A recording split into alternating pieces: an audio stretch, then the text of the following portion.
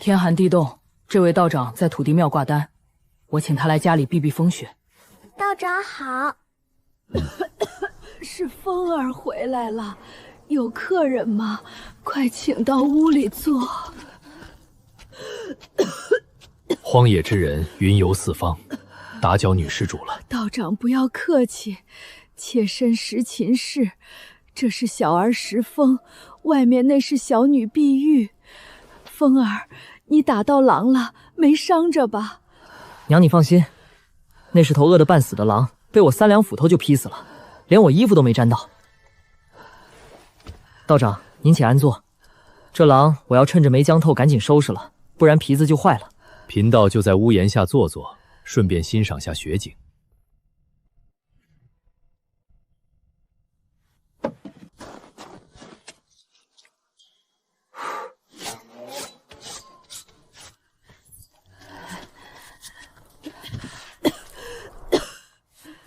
令郎年纪不大，手段却十分了得，是个打猎的好手。难为这孩子了，家里全靠他撑着。不知尊夫？先夫原也是镇上有名的猎户，可惜天有不测风云。风儿3岁那年，他爹在断龙岭遇上黑熊围攻，坠了深谷。我当时怀着碧玉去寻他遗骨，不慎跌断了左腿，就成了残废，还落下了这要命的肺痨。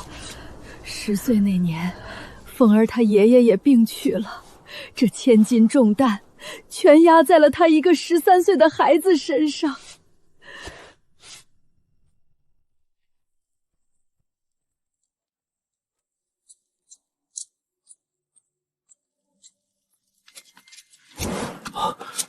一心二用，凡人怎会有此等天赋？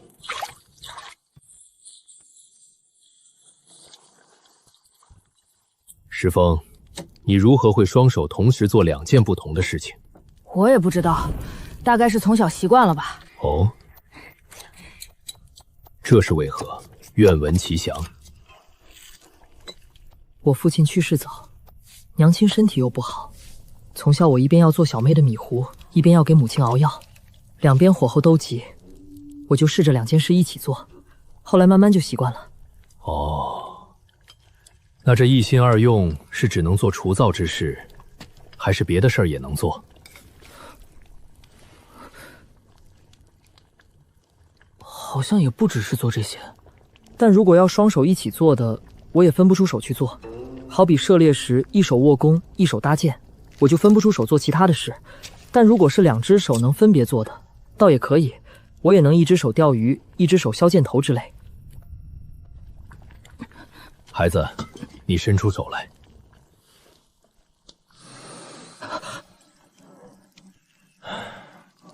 可惜，可惜。天仇孝子，看来这项本领，也是上天看你家境贫寒，方赐予你的。天寒地冻的，道长晚上可否屈尊在柴房将息一夜？我叫风儿在除灶生火，虽然简陋，倒也不会冻着。多谢石夫人，贫道已叨扰多时，这就准备告辞了。附近城镇离这儿最近的也有40-50里路，道长这时出发，天黑恐怕赶不到宿头。无妨，贫道自有去处，承蒙后代，无以为报。贫道略通医书，可否为石夫人把把脉？那太好了。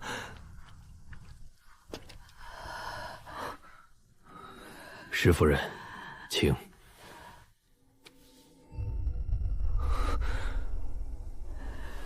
石夫人这肺病实是肺寒，你此前所服之药却是治肺热之症，二者症状略同，内里却大有不同。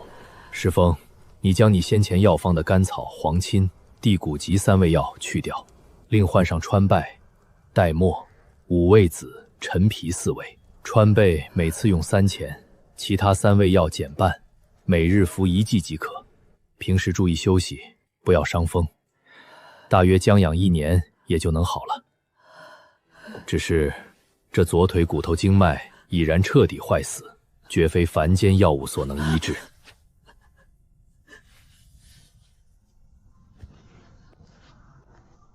道长，且慢！请道长再救救我母亲！我已经帮你母亲开了药方，难道你认为贫道是随口哄骗你们不成？小子岂敢！我是请道长再施援手，救救我母亲的腿疾。你母亲的左腿骨骨坏死，血脉不通，如何能治？好比人死不可复生，不可复续。若能治好，这世上岂不全是长生不死之人？道长必有良方。哦，你这话如何讲？你怎么肯定贫道一定能治好你母亲的病？道长必是风尘一人，想来另有通天之法。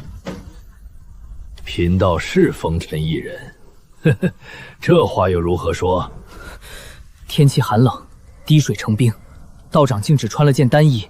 我早上在土地庙，还以为道长饥寒交迫，但道长神色从容，魂不觉冷，想来是身负绝学。道长行动如风，但这院中和庙前的平整雪地上，竟几乎没留下什么印记。适才道长给我拍脉时，我觉察到道长双指间有刺骨蓝气透出。我曾听村里老人说，天下有些奇能异士，身负气功，能为常人所不能。而且道长最后说，我母亲的腿疾非药物所能医疗，想来必有什么非药食道仙家手段，能治好我母亲。你这孩子，心思原来如此缜密，真是难得。唉，可惜，可惜，天公不作美。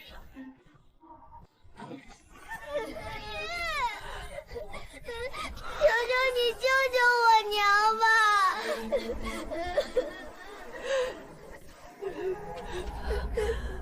都起来吧，念你们一片孝心，贫道就破例一次。多谢道长，多谢道长。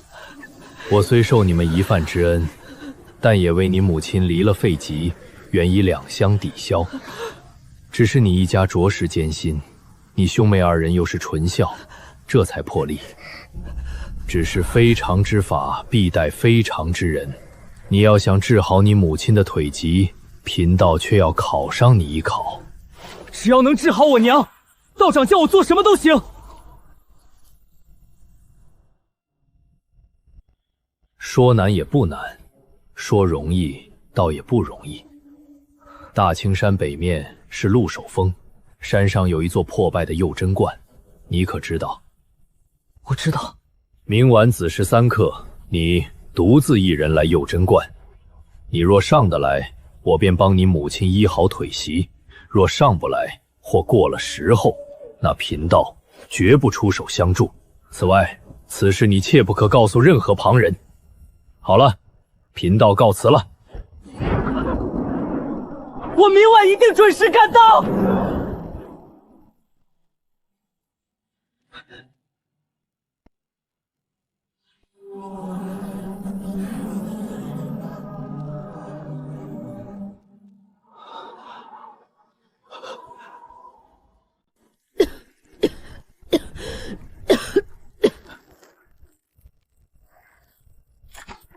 哥哥，你真的要去鹿首峰？风儿，你不要去了，这冰天雪地，路又滑，便是大人也上不了那鹿首峰啊。娘，你放心，鹿首峰我去过不止一次，路很熟的。话不是这么说，你以前去过那是夏天，而且是跟村里其他人一起去。现在大雪封山，路都看不清，又是半夜3更，如何使得？万一你出了个3长2短，娘便是死了，也没脸去见你父亲。娘亲，你别哭，我已经想好。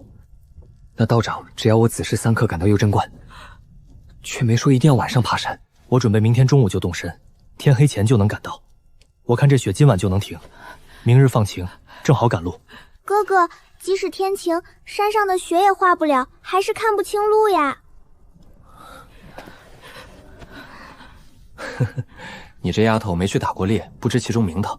我对鹿首峰很熟，哪怕雪盖住路，我也辨得清。那树木山窟上的浮雪，跟实地上的积雪厚度和反光都是完全不同的。何况陆守峰，陆守峰一路山道都种有杉树，极好分辨。话虽如此，你毕竟才是13、14岁的孩子，山上野兽出没，你如何应付得来？便是要找帮手，别人这时也绝不肯陪你去。道长已经定下规矩，不准告诉别人，更不准找帮手。这些仙家高人脾气怪异，万万不可失信。至于野兽，娘亲大可放心，陆守峰并没什么猛兽。哥哥，你骗人！陆守峰没猛兽的话，村里人平时怎么都不肯去。我听时间叔说，大苍山11峰，他最怕的就是陆守峰。没错，平时我也怕陆守峰，因为那里虽没猛兽，但多毒蛇。可现在是大冬天，蛇都在冬眠，最是安全不过。我带着弓箭，便有意外也足以应付。你们放心好了，这次我一定要帮母亲治好病。要不哥哥你带我一起去，我也不算外人。你个小丫头片子去干什么？我一路还要分心照顾你呢。再说，道长吩咐了我独自一人上山，不能带你。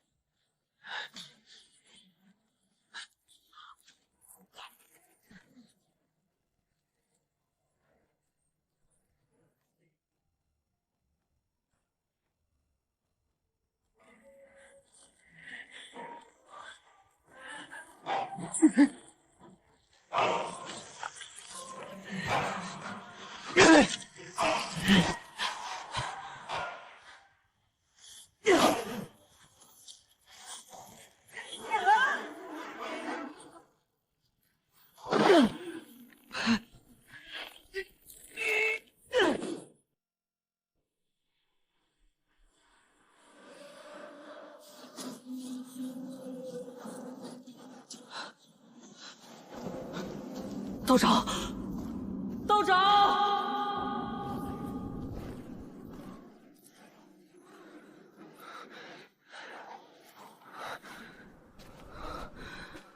真武大帝保佑，那道长医术通神，定可医好我母亲的腿疾。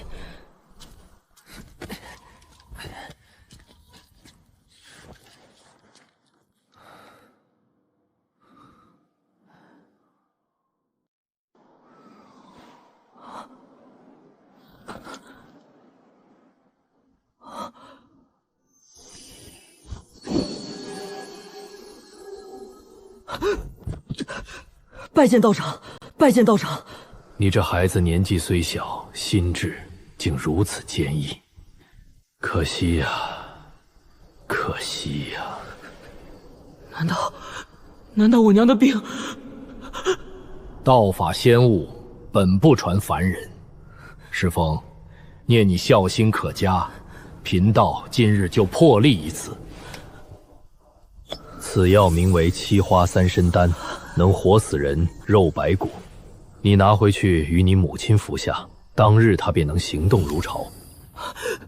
多谢道长救命之恩，还请道长赐告法号，我们一家必定给道长立长生牌位，日日焚香供奉。缘来则聚，缘尽则散。本座的道号，岂是你区区一介凡人有资格知晓的？这丹药你立刻带回去，本座的行踪，你切不可向任何旁人外授半句，否则本座必取你性命，搜魂夺魄。道长放心，小子绝不吐露半字。你且在观中歇息，天明就下山去吧。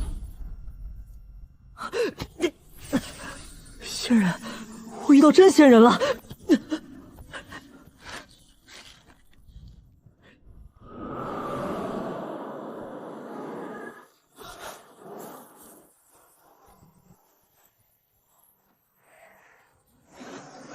那个方位是万丈寒潭，这光芒绝不是打雷闪电，难道是刚才那位仙长在施展神通？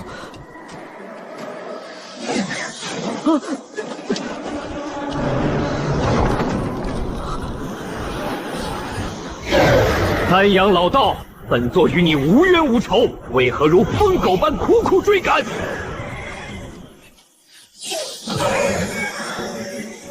妖孽就是妖孽，潜入我燕国修仙界，必是图谋不轨。你区区一头扁毛畜生，也配与我太极门谈什么冤仇？可笑至极！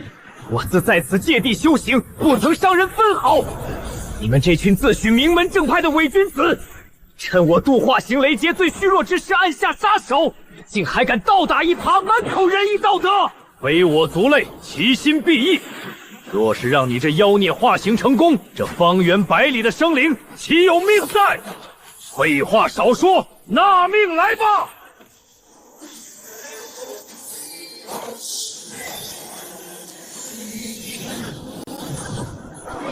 哼，我不过让你太极门3分，真要动手，难道本座还怕你不成？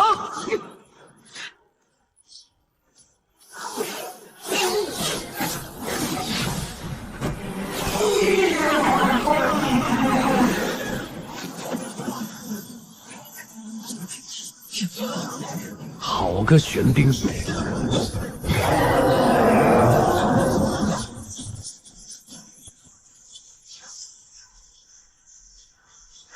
雕虫小技！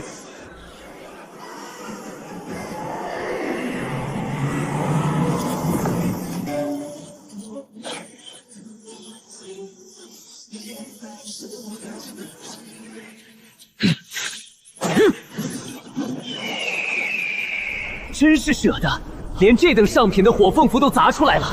既然如此，起！开！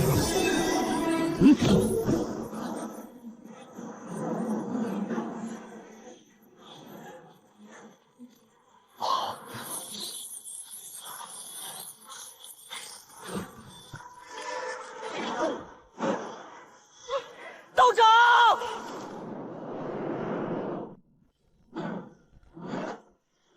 天罡剑气，不！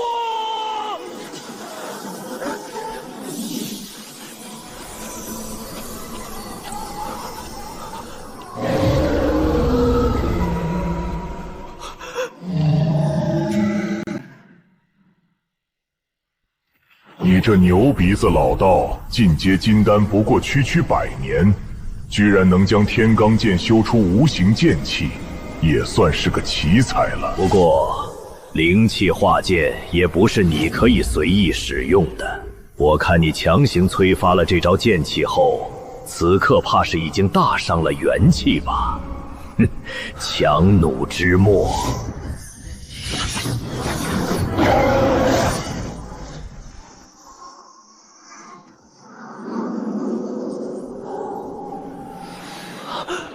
果然，你法力大耗，已经发不出无形剑气了。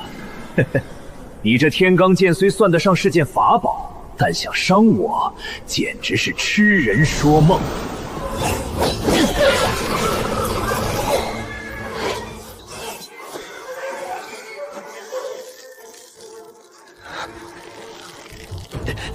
区区蝼蚁，好大胆！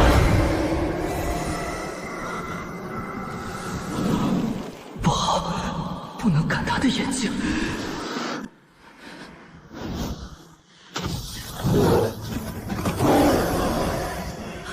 找死！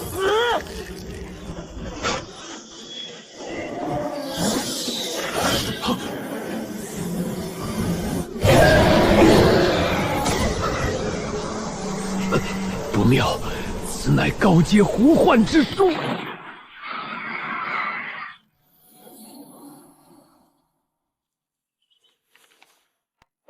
怎么停了下来？从头再背。今日若不把这篇史论背出来，晚饭就休要吃了。哼，区区幻想。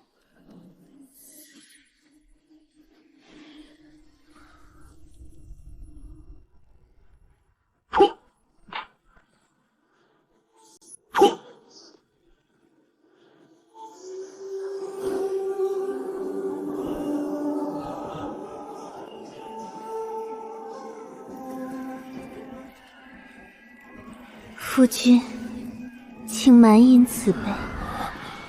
好。厉害的幻术，连我道心的一丝裂痕都能寻到。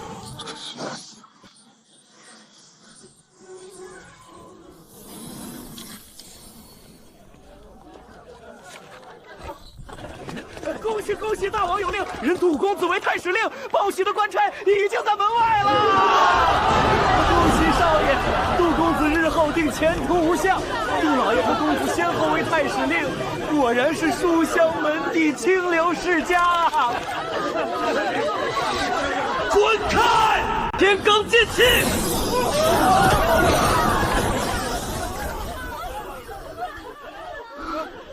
这绝不可能。我修习的太极真阳诀，乃是天下一切邪魅幻术的克星。我道心坚固，这几百年来遇到的幻术不知凡物，只要运转功法1周天，一切幻境皆灰飞烟灭。如今我功法神通尽出，竟破不开这层空间，这妖狐究竟是何方神圣？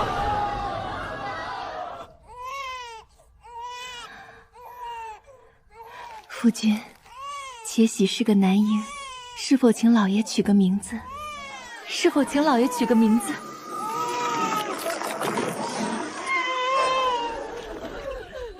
少卿杜倩真本非良才，因其文学优罪，王乃亲为简拔任太史令，不欲其辜负王恩，在东平受赃巨万，非任言舌之官，乃敢攻讦大臣。其子杜元既为太史，非但不思悔改，反肆意诽谤。又沟通一众失意小人，联名诋毁朝廷重臣，着即刻抄家撤职，全家发配柳州，永不叙用，玉少不还。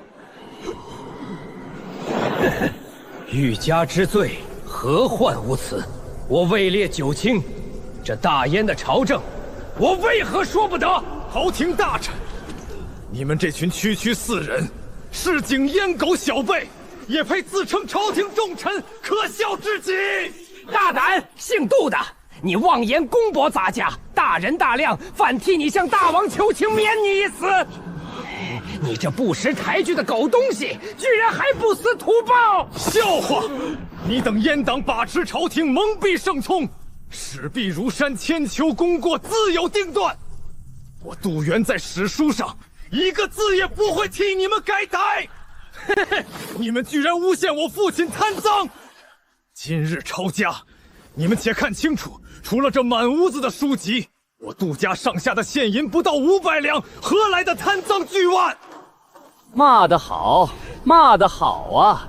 你们这些酸腐文人都傲得很，都自认是铮铮铁骨，真是一群养不熟的狗子。既然如此，那咱家也收起这副好心肠了。来人，着将杜千真即刻收入天牢，杜元长留5000里，其家中女眷全都没入官奴，生生世世受人唾骂践踏。张大人，圣旨上明明只说发配柳州，你如何敢将我丈夫和公公如此变狗处置？你眼里还有没有王法？你要大王的旨意，好呀，小林子，你即刻回王宫，再请一道旨意来便是了。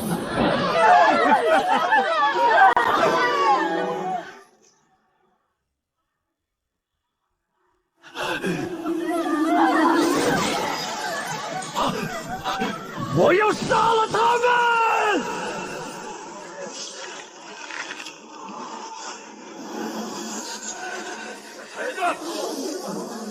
太史君，10年灌海沉浮，好比黄粱一梦，今日可否醒来？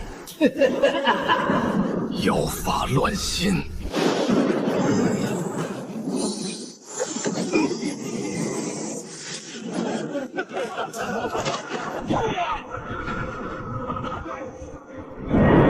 不行，功法运转已到极致，依然冲不破这层空间。这妖狐的神通竟能直击道心最深处，若灵台彻底失守，我必永坠此境，我必永坠此境，疯癫而死。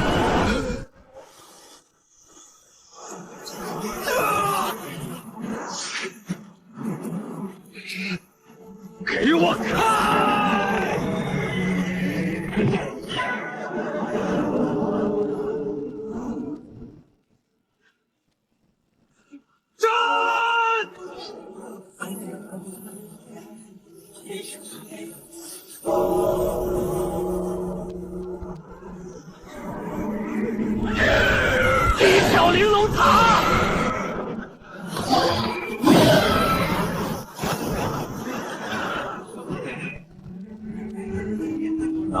里逃！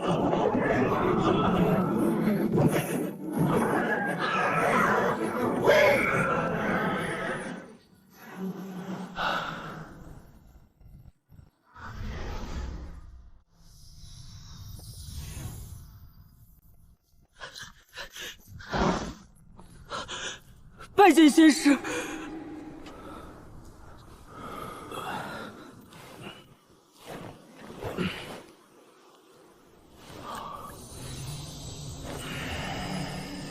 石峰，立刻躲入殿中，无论发生什么，绝不要出来。是。原来是太极门的丹阳道友，失敬失敬啊！来者是魔魁宗的哪位道友？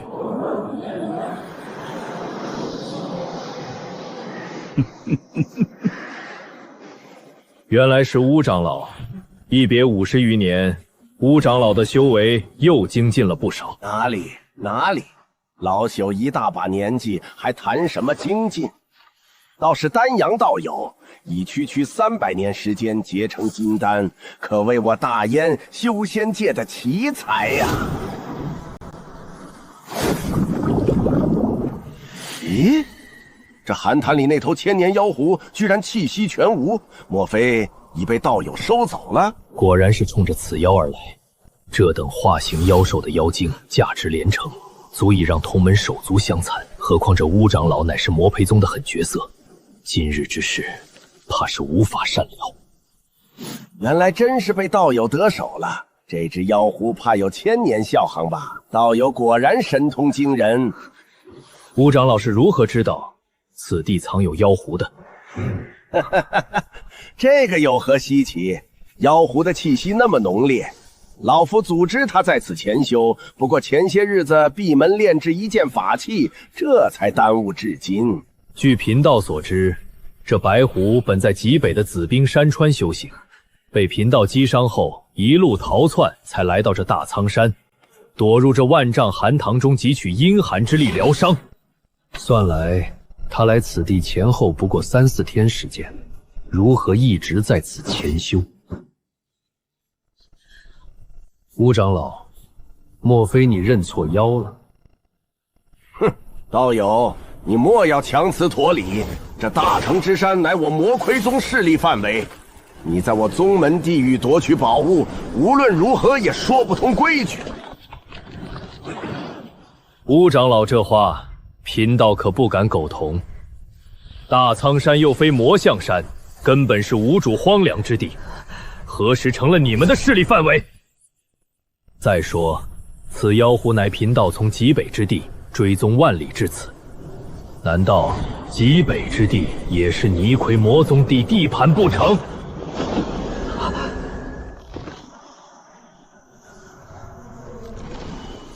丹阳道友，你我同为金丹大道，何必为了区妖秽，伤了你我2宗的和气？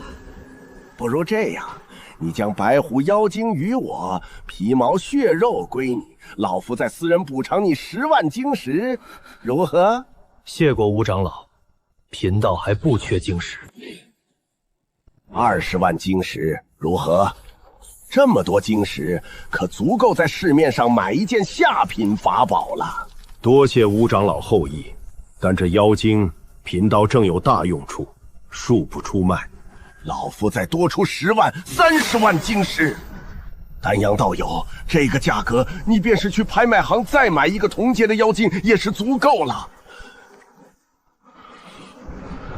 看来，道友是不肯割爱了。也罢，丹阳道友名声在外，吴某不才，今日可要好好领教一二了。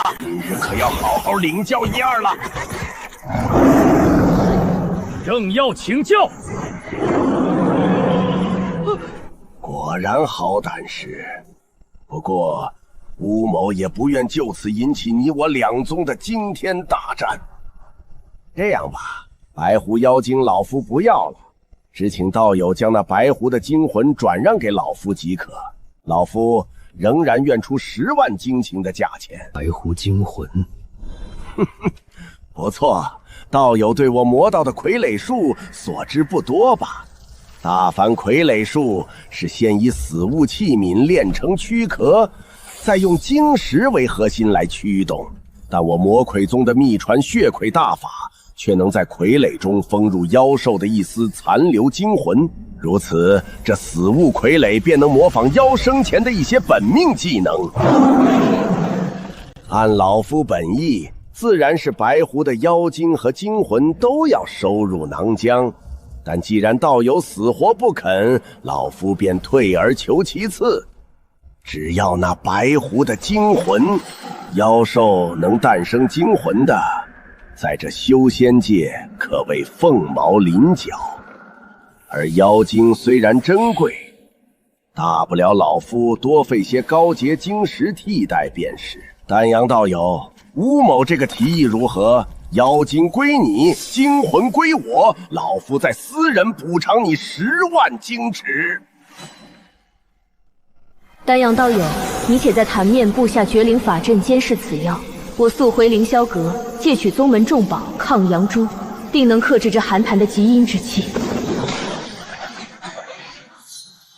不对，这乌老魔声名狼藉，死在他手上的正道名书不计其数，他何曾顾及过什么正魔大战？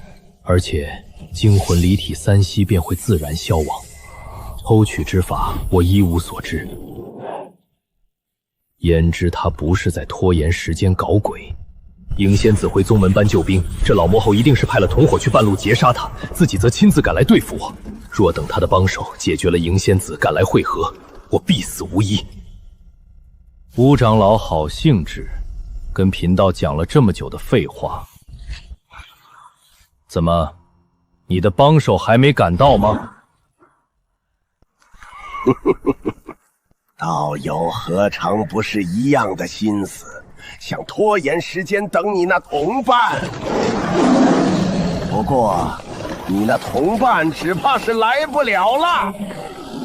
老夫早晚已传音叫宗门高手齐出，此刻他只怕早就成了一具冷冰冰的无头尸骸了。道友修行数百年不易，此刻乖乖交出妖狐，吴某或许还能留你一条全尸。聒噪！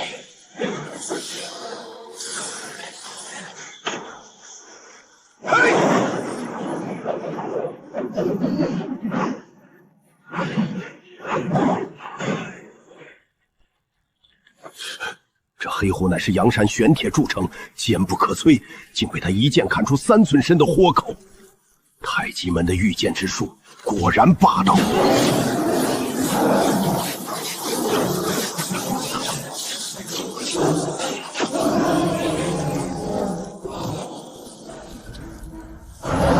臭道士，休要得意！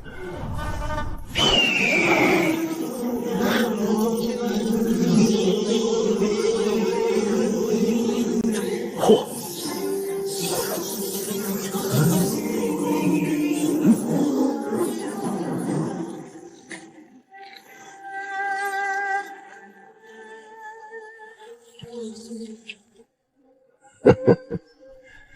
我看你身上还有多少法器宝物可以消耗？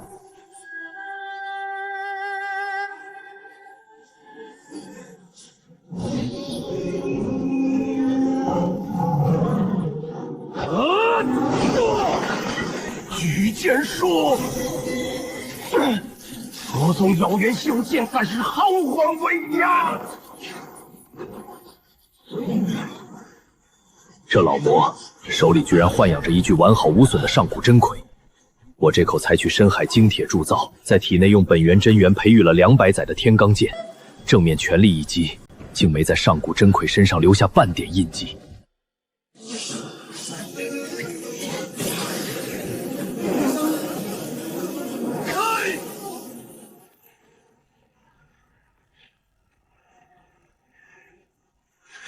擒贼先擒王，老魔受死！休想！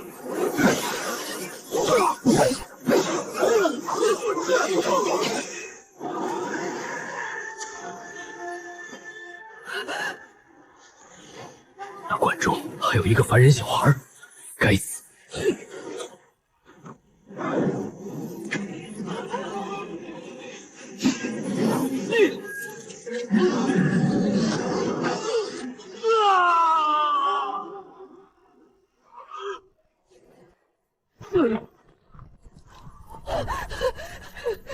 师，你怎么样了？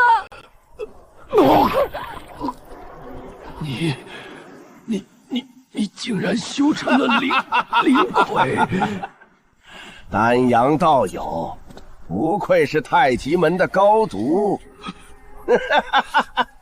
不过，今天老夫便让你做个明白鬼。此物非是那只有上界仙人才配拥有的灵魁，而是老夫耗费无尽心血炼制的血魁。老夫将活人的精魂生生抽出，封入这具用青罗石晶铸就的躯壳之中。如此，血魁便能保持精魂生前的一些本能，与人争斗时无需老夫指令，便能自行生出千般应对变化。杀了他！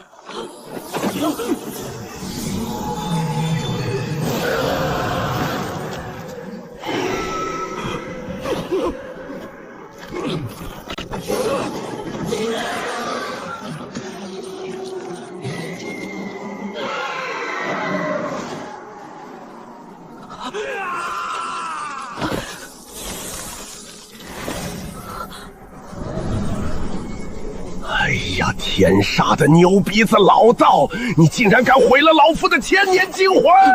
本想好好送你这老道归天，今日老夫非要将你身上的精魂一点点抽出来，日夜用魔火炙烤，方能消我心头之恨。去，先给老夫把丹阳真人的四肢卸下来。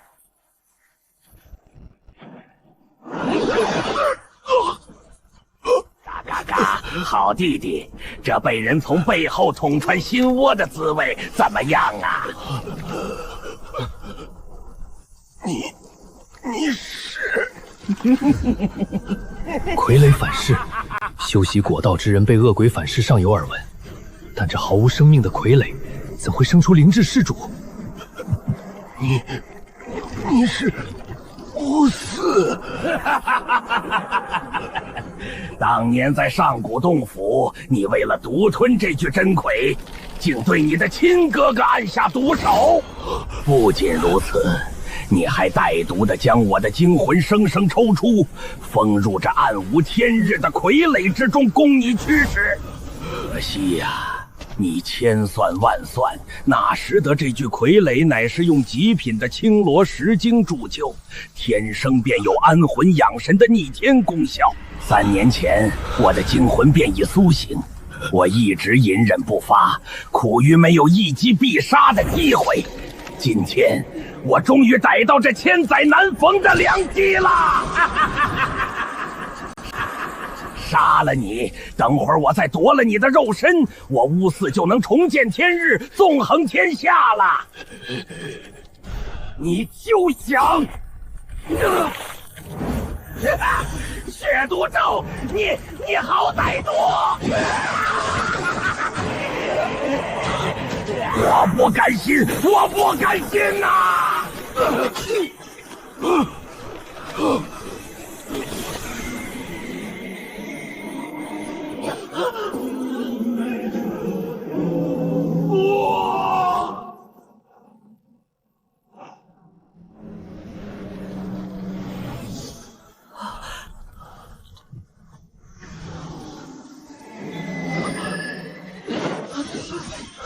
走。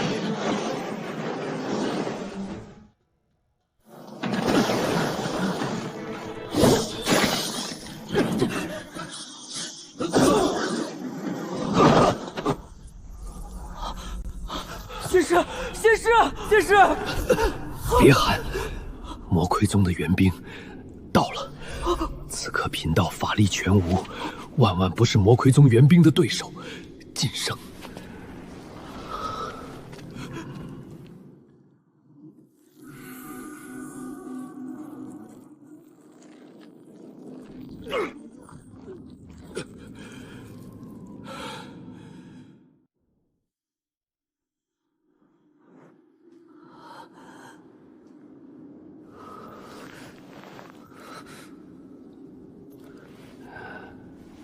石峰，你过来。石峰，我大限将至，这就要去了。出家人早已看透生死，陨落身时本来算不上什么大事，谁知临终前竟惹下滔天业障，拖累了你们整个红石镇。仙师，你为什么这样说？昨晚我与那魔道长老一番激斗后，他的帮手已经赶到，我匆忙带你躲入这山洞。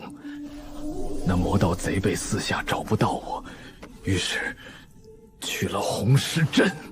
偏偏那千年白狐的尸体被山风吹落在了镇子门口，我在土地庙和你家都曾逗留，留下了气息。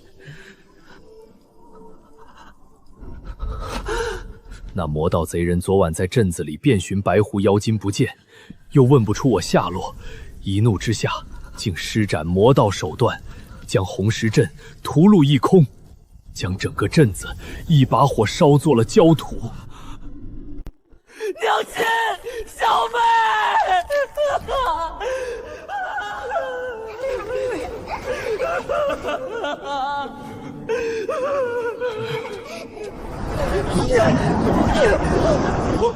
娘亲，你还我的娘亲！可怜我妹妹才是10岁不到的孩子，你们这群高高在上的修仙者，怎么能这样狠心？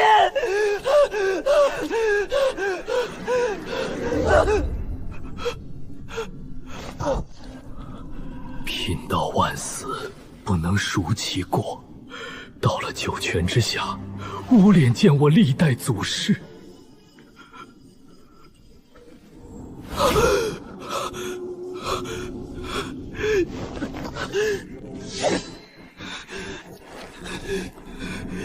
我不信，我要去找我娘和小妹。石峰，你不要去，魔培宗的人肯定还没走管，你去了，必是死路一条。放开我，我跟他们拼了！你一介凡胎，在那群魔道修士眼中连蝼蚁都不如。人家吹口气，你便灰飞烟灭，你拿什么拼？孩子，你坐下，我大限将至，最后还有些事要交代你，就当是老道求你，听我说完吧。石峰，我是大阳国太极门的修真之士，你这孩子心地纯善，又天生能一心二用，我本有意收你为徒，奈何你身无灵根，终究无法踏入我修仙大道，可惜可惜。今日因我之故，连累你家破人亡，成了无家可归的孤儿。我死后，你可一路南下去寻太极门。我已在玉盒中留下一缕神识，恳求长座师兄将你破例收入门下。虽不能修道长生，但凭此微薄补偿，足可保你一世凡间富贵。此外，这玉盒也烦请你务必亲手交给我长座师兄道冲真人。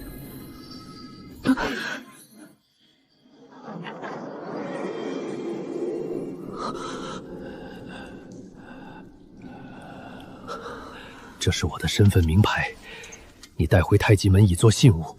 但这名牌和玉盒干系直大，一旦在这大山附近被旁人知晓，你立时小命难保。切记，切记！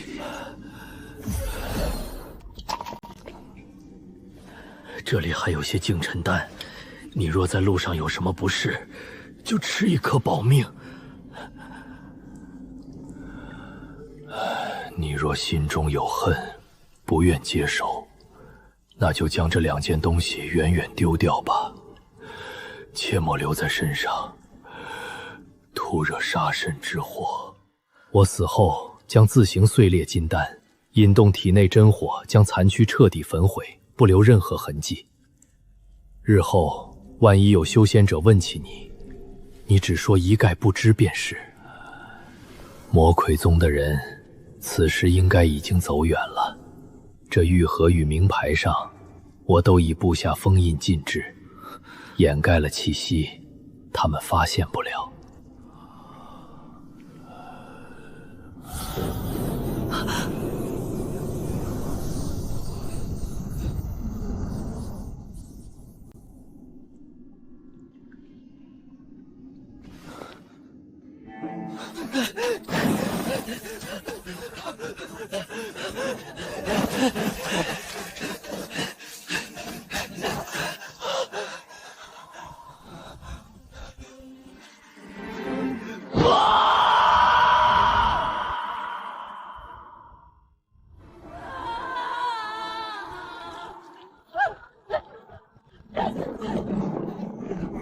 娘亲，小妹，你们在哪里？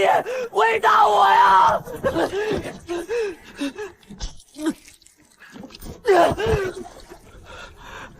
全都没了，都没了。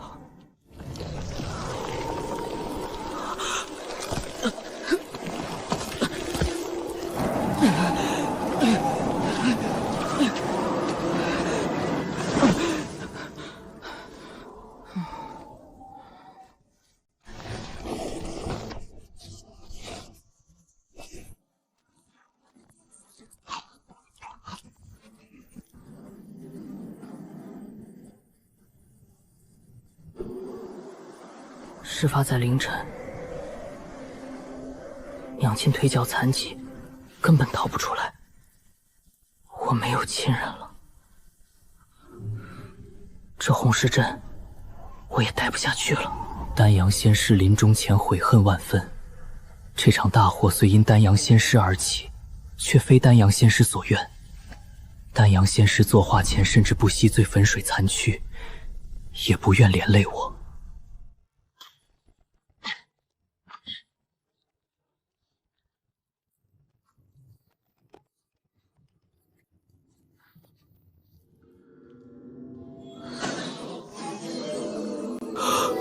尸骨山脉，竟离此地有近千里之遥，中间要跨越无数城郭山川。仙师，石峰定不负所托。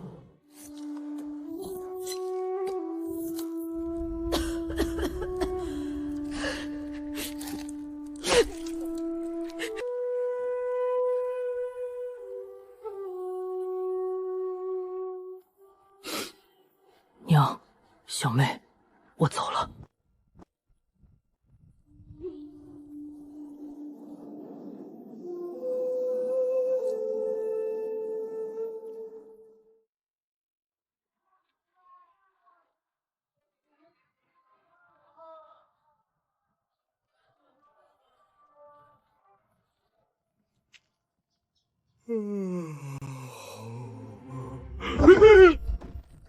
哎，出去！没长眼睛吗？这里是卖香烛拜神仙的地方，不是池州的善堂。要饭滚到前街去！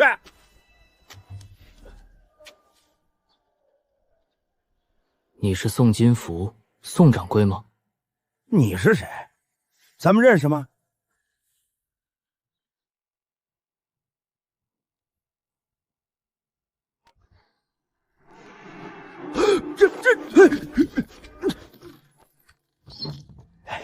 尊师，里面请。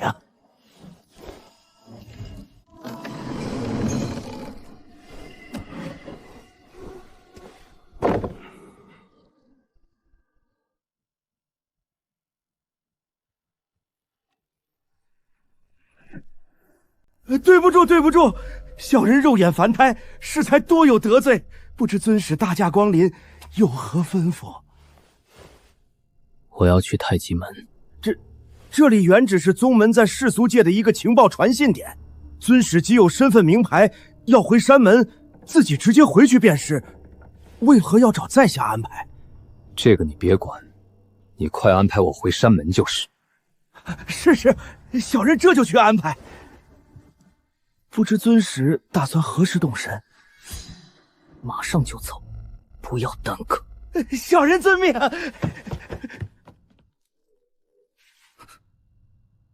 且慢！尊使还有何吩咐？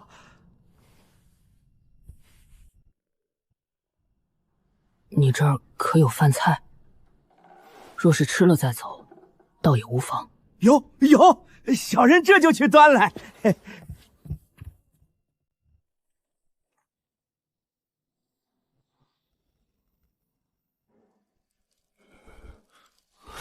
这是丹阳真人的身份名牌，你一个毫无灵力欢动的凡人，从何得来？此事我要亲自见到道冲道长才能说。好大的口气！小兄弟，你身无法力，又非我太极门人，为何偏要见道冲真人？有什么事由贫道转达，有何不可？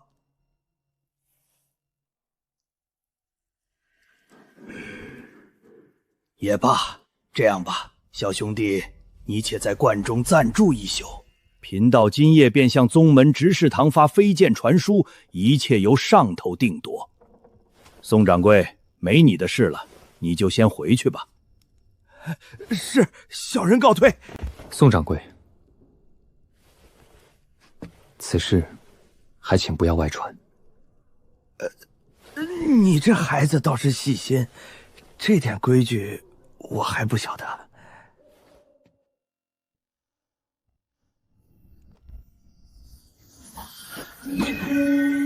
小兄弟，走吧。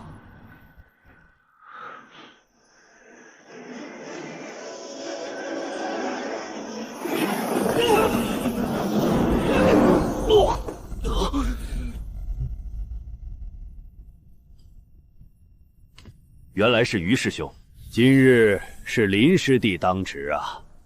我奉宗门之命，带着孩子回山。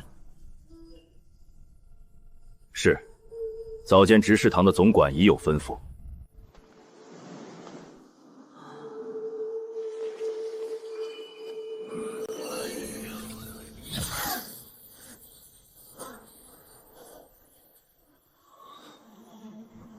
走吧。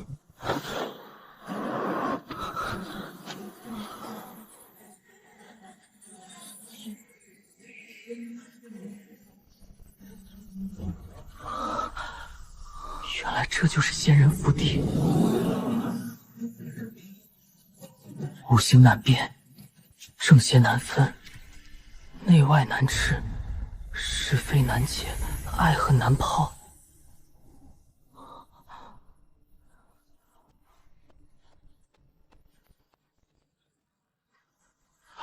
周师兄，有劳于师兄了，人就交给我吧。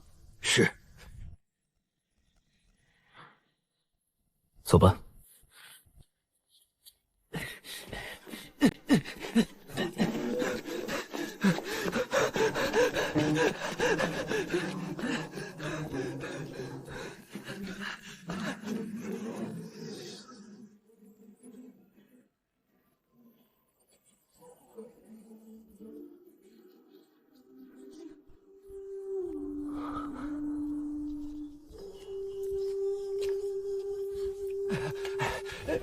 原来是周师兄大驾光临。陈兄，不要客气，这孩子你安排一处客舍，先给他住下吧。东六房正好空着，且是向阳，周师兄你看可否？就这间吧。这便是房门进牌。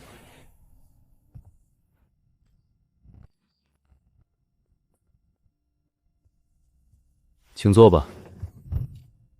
好了，现在已是在山门里了，你可以说说你的来意。此事要见到道冲真人方能禀告。掌座真人常年闭关，便是我，一年也见不到一两次，岂是你说见就见的？也罢，你要禀告什么事我不管，但你先告知我，你叫什么名字？什么来历？为何丹阳师祖的名拍会落到你一个凡人手上？这些事，我也需亲自向道冲真人禀告。好，那你等着吧。你区区一个凡人，等一辈子也未必见得到掌座真人。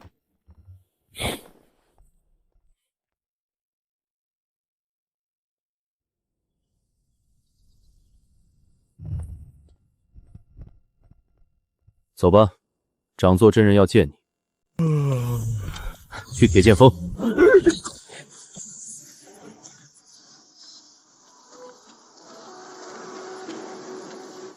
是周青吗？进来吧。是。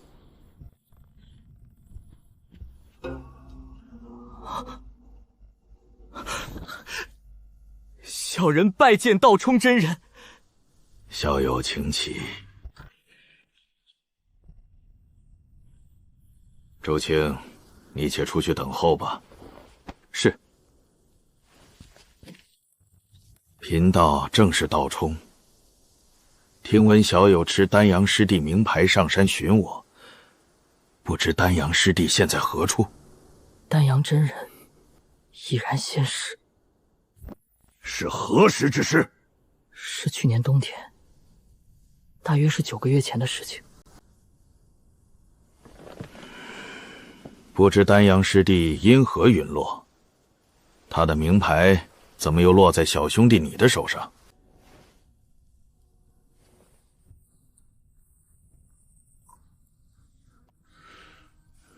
其中缘由，丹阳道长已在玉盒中详细说明了，请真人过目。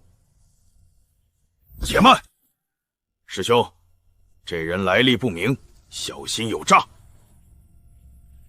这位小兄弟身无法力，乃尘世之人，如何暗算你我？他若是身有法力，焉能轻松上得我铁剑峰？哼哼，世间魑魅魍魉手段极多。惯常下毒中蛊，鬼惑狐媚，这玉盒来历不明，不可轻启。无妨，这玉盒上的禁制，确实是丹阳师弟亲手布置的，且是极其复杂的99玄龟封印，便是在我太极门里，也只有你我2人能够解开。他人若要强行开启，整个玉盒便会瞬间爆裂。看来，里面的东西丹阳师弟极为重视。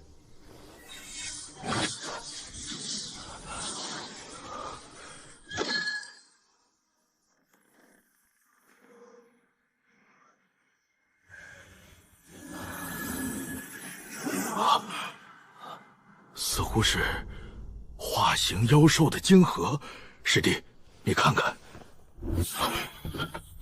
果然，如此无价之物，整个宗门只怕都找不出第2件了。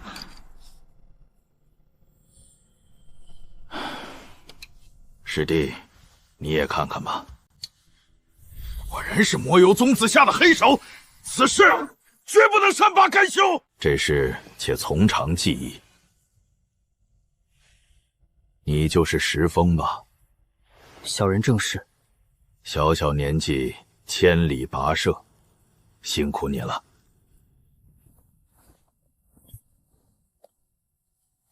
这些丹药也是丹阳道长的。丹阳师弟在玉简中已经说了，这5颗净尘丹是送给你的。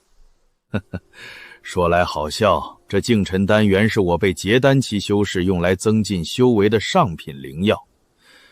丹阳师弟可是花了50余年，才得了这区5颗，弥足珍贵。也亏得石峰是凡人肉身，根本无法激发丹药里的狂暴灵力。若是个炼气期修士，这净尘丹里的药力何等精纯霸道，一粒吞下去，那炼气期修士便要当场爆体而亡了。小人不知这丹药如此珍贵，之前因一次高烧不退，误食了1枚。剩下这4枚丹药，原物奉回。什么？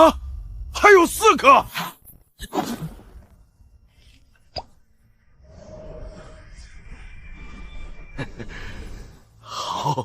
好，石峰做得好。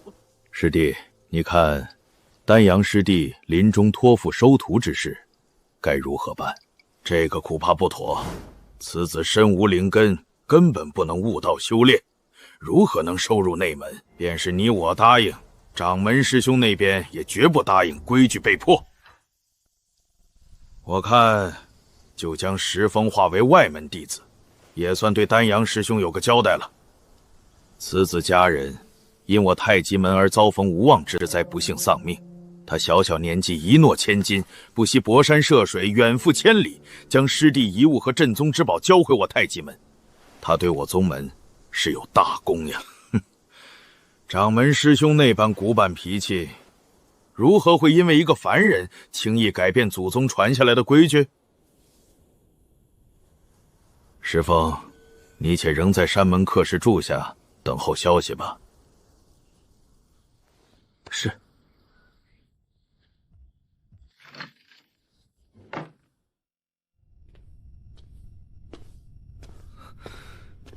回禀祖师，石峰已然带来。拜见诸位仙师。今日召集尔等，乃是有2件事情宣告。其一，就是我铁剑锋丹阳真人陨落之事。此事大家都已知晓，但却不明其因。第二件事就是关于石峰这孩子，他受我太极僧牵连，家破人亡，举目无亲。丹阳师弟作画前深深痛悔，而石峰不过13、14岁，远涉千里，吃尽苦头，将丹阳师弟的遗物送回。其中别的不说，这7巧玲珑塔乃是我铁剑锋镇宗的法宝，因此石峰这孩子对我太极门立有大功。石峰，丹阳师弟临终遗言要贫道将你收入门下，你可愿意？小人愿意。你身无灵根，按宗规本不能收入内门弟子。不过贫道这2日特意上了燕吉清，和掌门师兄商议，蒙其开恩，怜汝不幸，已同意破例将你收入内门。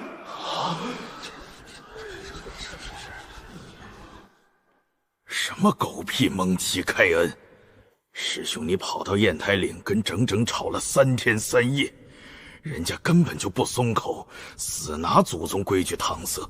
后来你把那颗化形妖狐的无价妖精献了出去，掌门老鬼这才立刻变了口风。哼，用一颗无价的妖精换一个毫无用处的凡人乞丐，师兄这买卖简直是赔到姥姥家了。这居中的就是我太极门的开山祖师太极仙人，旁边的都是历代掌门和宗门先贤。石峰，你且过来行礼，拜见祖师。且慢，师兄，你似乎还忘了一件事。师弟，什么事？凡入门弟子行拜师大礼前，尚需进行灵根测试。石峰身无灵根，丹阳师弟已验过了，便是几天前你我见到这孩子时，也都用神识扫过，这孩子确实身无灵根呢。师兄，你我2人当时都只是用神识略约扫过而已，并不曾深究。天底下奇怪变异体质本来多得很，何不用灵根盘仔细草验一番，免得有所疏漏，你我也好因材支教嘛。赵师弟还是心痛那枚被送出去的妖精啊。师弟所言甚是，去取灵根盘来。是。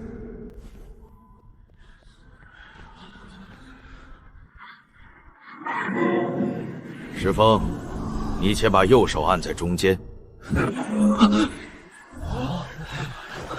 石峰，莫要惊慌，你且屏神静气，调匀呼吸，什么都不要想就是。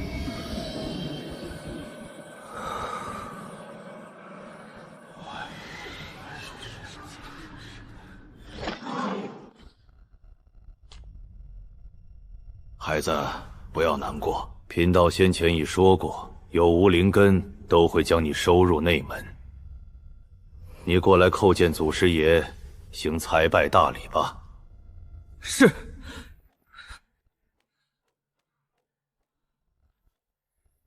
石峰，从即刻起，你便是我太极门门下第25代弟子了。弟子叩见两位师祖。我太极门创派数千年，是大杨国正道5宗之一，声名不弱。你入门后要勤加修习，不可对了我太极门的声誉。是，师祖。师弟，你看将他归入谁人门下？石峰与丹阳师兄有缘，自然应将他归入丹阳师兄一脉。师弟所言甚是。刘云子，弟子在。你是丹阳师弟的大弟子，这石峰就归入你门下，你好生调教吧。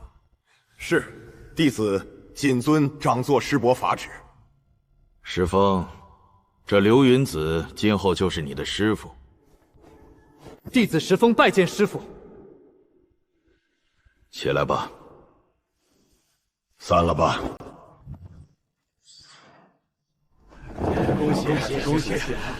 恭喜刘云子师兄收得高徒，良才美智，必将光大师门。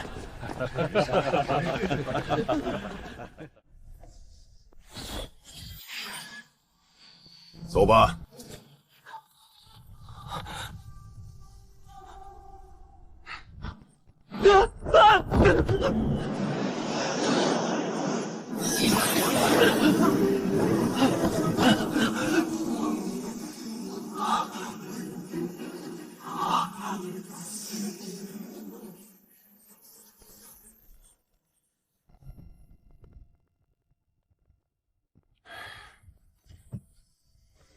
你们都坐下吧。石峰，这些都是你师兄师姐们。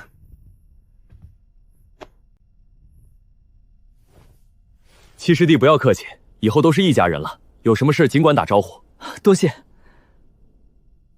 好了，长青，你是大师兄，你安顿一下老七，其他人都回去吧。再有1年就是宗内小比。你们不要给为师丢脸。是。这里以前居住的郭师兄喜欢种植药草，他走后也就荒了。师弟，你看看可满意？多谢师兄，就这里吧。那好，咱们先去执事堂领东西吧。老岳，老岳，你怎么一天到晚睡不醒呀？你还好意思说？今天掌门说你们铁剑峰有个新收的内门弟子，特意交代我在这儿等着，结果等了半天你都没来。你说了这么多废话，不就是要点好处吗？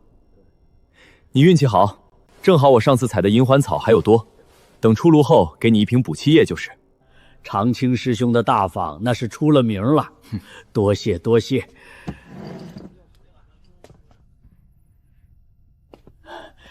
东西都在里面了。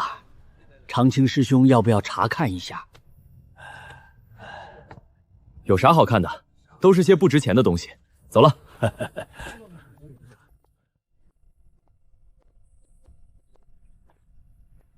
师弟，这个叫储物袋，里面能从远到物品。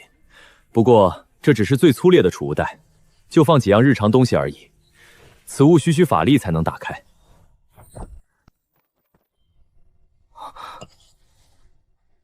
这个东西最要紧，是你的身份名牌，你需滴入1滴精血。精血？滴入？很简单，你找把刀子，随便割破手指，把血涂抹在玉牌上就行。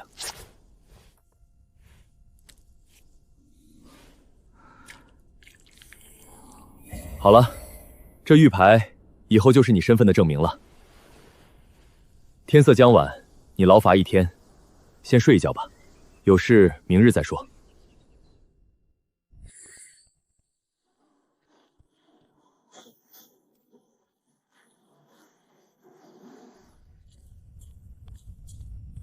弟子石峰拜见祖师。石峰，你入门已经1年了吧？是。目下在何处述职？弟子在铸剑谷。帮忙提炼炼器材料。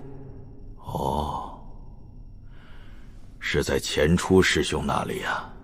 什么钱初师兄？我在炼器堂待了1年，连他的弟子徒孙都没见过一个呢。你在宗门修习过什么功法？弟子身无灵根，没有修炼功法。哦，对了，长青大师兄教了我纯元功，说可以强身健骨。我今日叫你来，正是为功法一事。我看你筋骨强壮，倒是适合走体修之道。体修？我这里有部体修的功法典籍，便传于你吧。你去吧。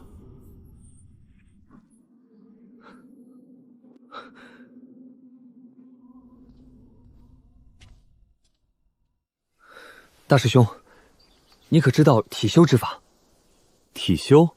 你问这个干什么？小弟听闻没有灵根之人也能炼体，故此想试一试。体修之术我所知不多，见是外门弟子，没有灵根的，也没什么人炼体。这是为何？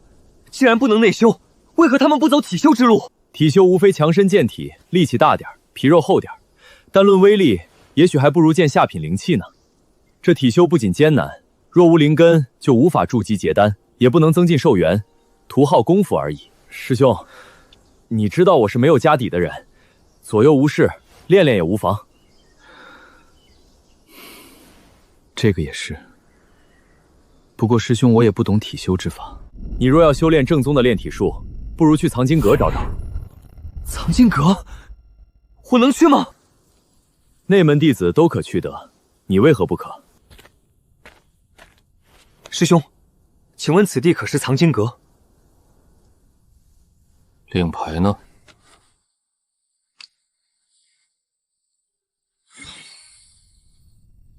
进去吧。多谢师兄。请问这藏经阁的规矩是什么？里面写着呢，自己看。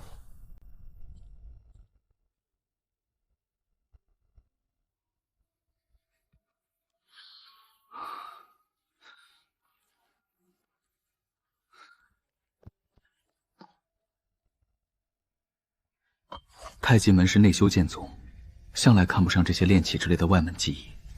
至于内修功法，哪怕是最基础的，底下2层也绝不可能有。师兄，请问2楼的玉简能否复制？可以，复制免费，自备玉简。这几枚玉简可否麻烦师兄帮我复制一下？小弟今日身上正好了带玉简。你不仅让我浪费时间帮你复制，还要我倒贴玉简，你小子吃错药了吧？这里有10块晶石，有劳师兄了。师弟，这么客气做什么？些许小事，你不说，师兄也代劳了。师弟要复制多少，尽管开口。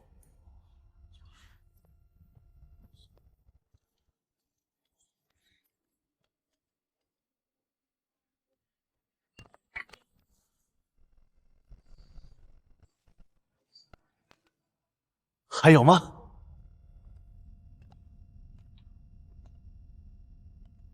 没有了，多谢师兄，小弟告辞了。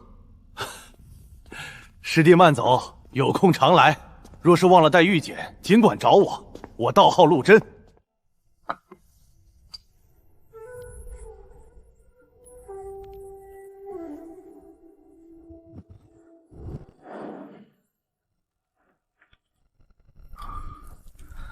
这2部炼体术确实十分肤浅，铁肤术不过是用金灵气洗炼皮肤，使其坚硬如铁。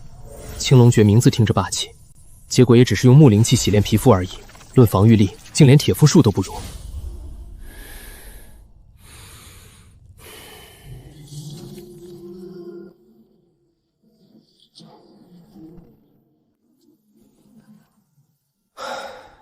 看来只能去请教大师兄了。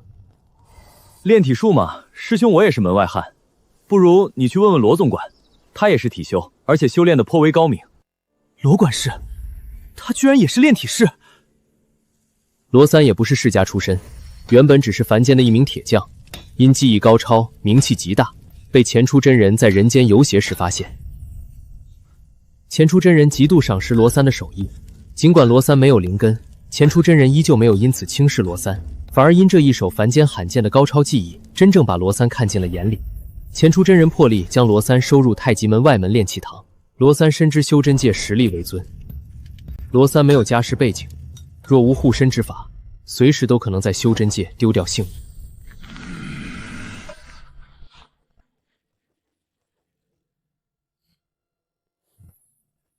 炼体之术，皆都炼于细处，说不相见的中速与此岂有压分了？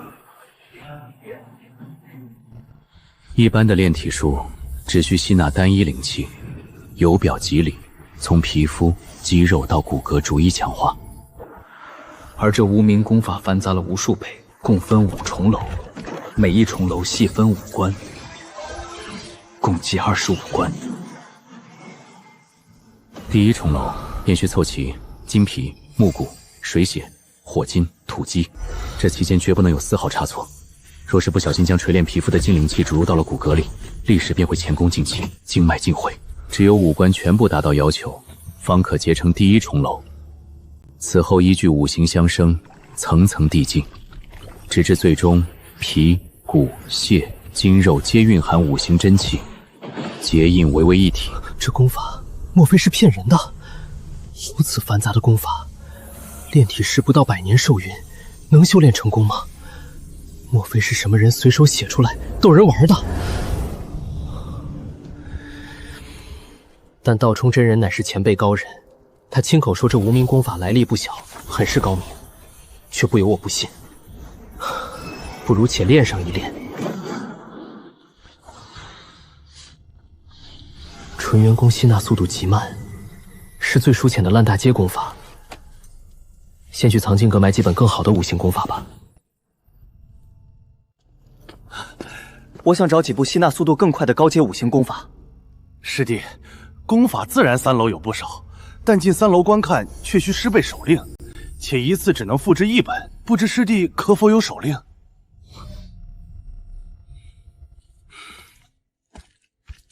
其实这也是宗门规矩，炼气期弟子的功法必须由师傅根据其灵根、体质严格挑选，随意更换乃是修炼大忌。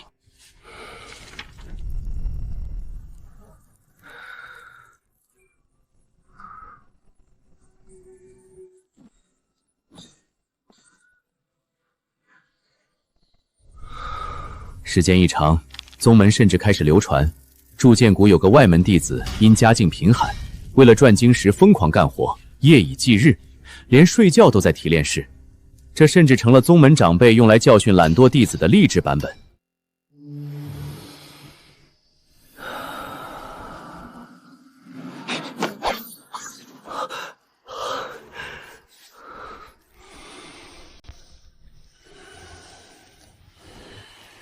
罢了，这第一重楼必须5关具备才能收官。既然火金练不成，便放弃吧。反正我也不求一定要结成第几重楼，能强身健体，保住性命便足够了。宁水宫，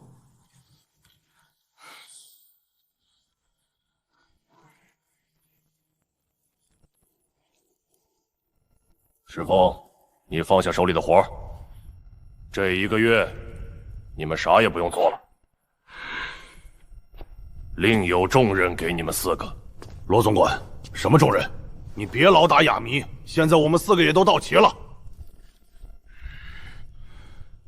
这个你们别问，随我去见掌座真人，掌座真人自然会告诉你们。掌座祖师召见我们，出了什么事？你们别问了，随我走就是。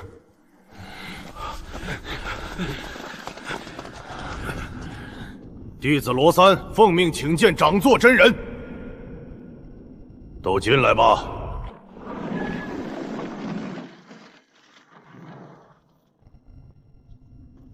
拜见掌座真人。都起来说话，不要客套。今日叫你们来，是有件重任交给你们。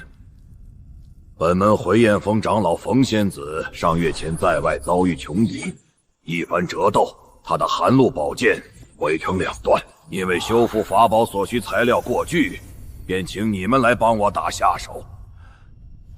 听凭掌座真人吩咐。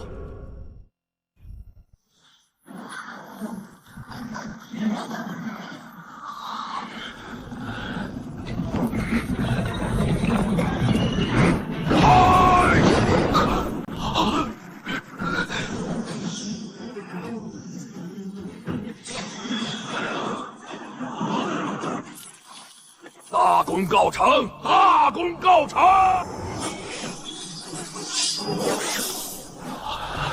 此次你们都出了大力，每人赏赐500晶石。此外，千古提炼室的材料，你们可以任选一件，也当做给你们的奖励。多谢掌座祖师厚赐。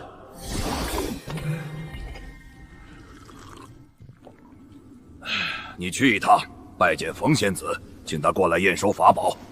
你们选好材料没有？这就报上来。弟子不想要什么宝物，希望祖师能将这1月来宝鼎里的炉灰赏赐弟子1两。什么？你说什么？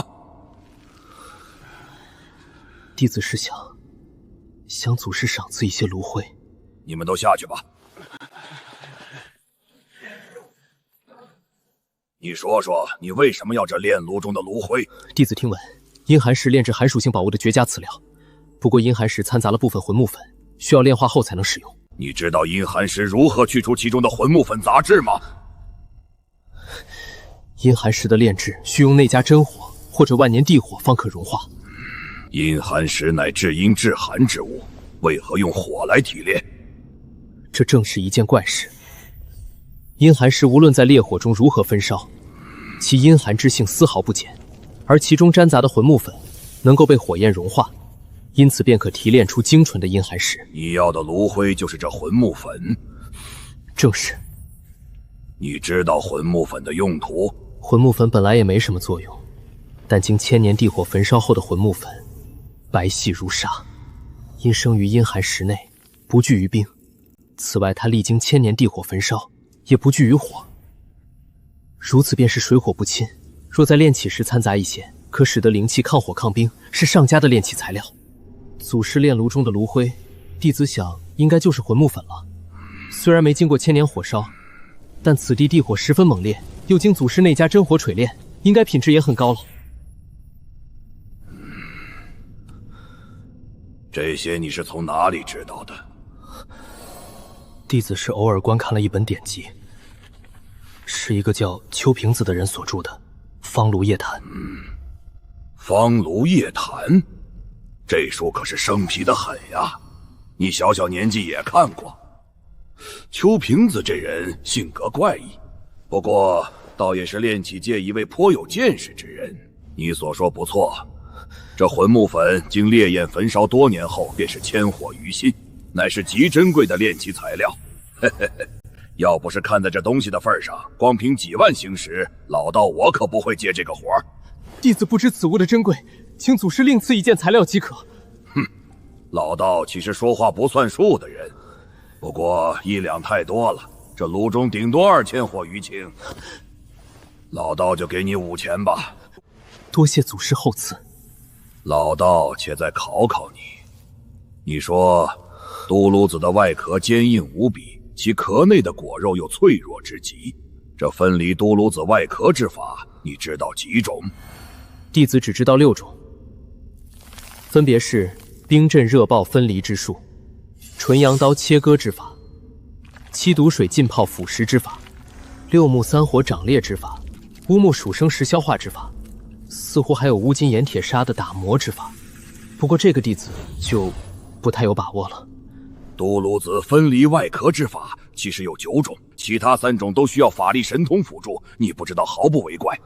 你所说的6种都对，一般人只晓得前3种法子，你能说出6种，已经大出老道意外了。看来你还真是炼器的好苗子。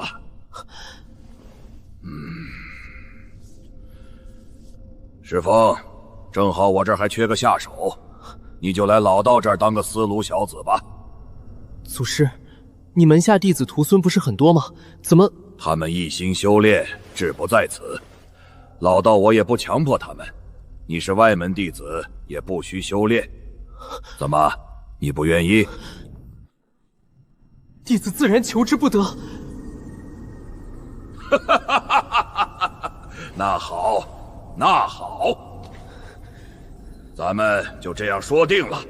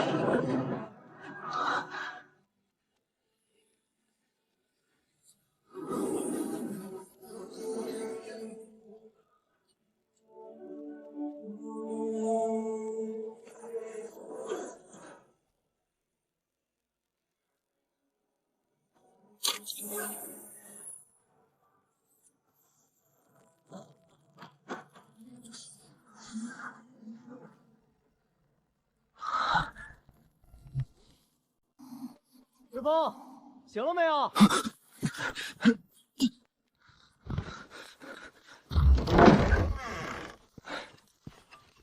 石峰，介绍一下，这是我堂兄顾明成，年纪只比我大1个月，和我一起入门的。不过现在比我出息多了，是叠翠峰的高足，4年来已是炼气期8层的修为了。石小弟别听他胡说，我算什么高足呀？宗门比我强的多不胜数。哎，别光客套，说正事。石峰，我今天介绍我堂兄来，是他有一件灵器，想请你帮忙修复一下。修复灵器？顾师兄为何不找内堂的长辈？内堂那些人忙得很，找他们得托门路，而且收的晶石，简直他娘的是狮子大康口。实不相瞒，余兄这些年蒙恩师赏赐，加上宗门任务做得勤，本来也有4、5千灵石的积蓄。不过因为日子近了，我想搏一把，便买了几瓶精剑修为的丹药，积蓄一下子就花光了。谁知3天前和几个同门去猎杀斑斓毒蝶时，被那妖物伤了我的灵气。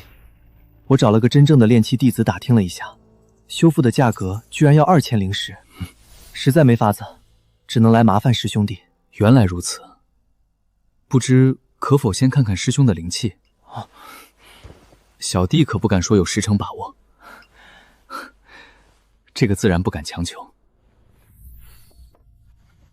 这是子母八卦刀，正是此物。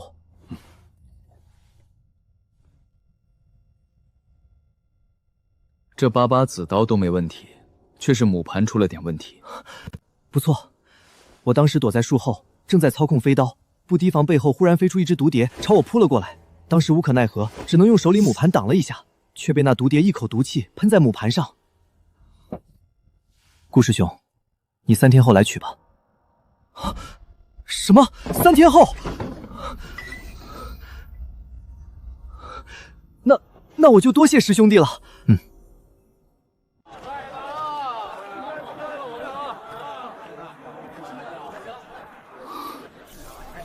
这个怎么卖？200年交恶几金，换取能对炼气7层修为有精进之效的灵药1瓶。在下没有这等灵药，不知可否兑换灵石？行，3000灵石，不还价。行，3000就3000。咦，居然是交恶几金！哼，这东西我要了。这位兄台，东西是我先要的。哼，你区区一个外门弟子，居然敢跟我争东西！在下也是内门弟子，怎么就不能买东西？怎么，这东西你买下了吗？你没买到手，我怎么不能报价？我出3500灵石。这不是焚天峰的高师兄吗？怎么了？看来是争什么好东西。这小子眼生得很，是不是易容了？估计是刚收入的弟子，还没修炼出灵力呢。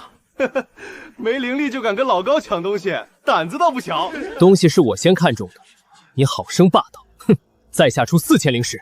高某从来如此霸道，我出5000灵石。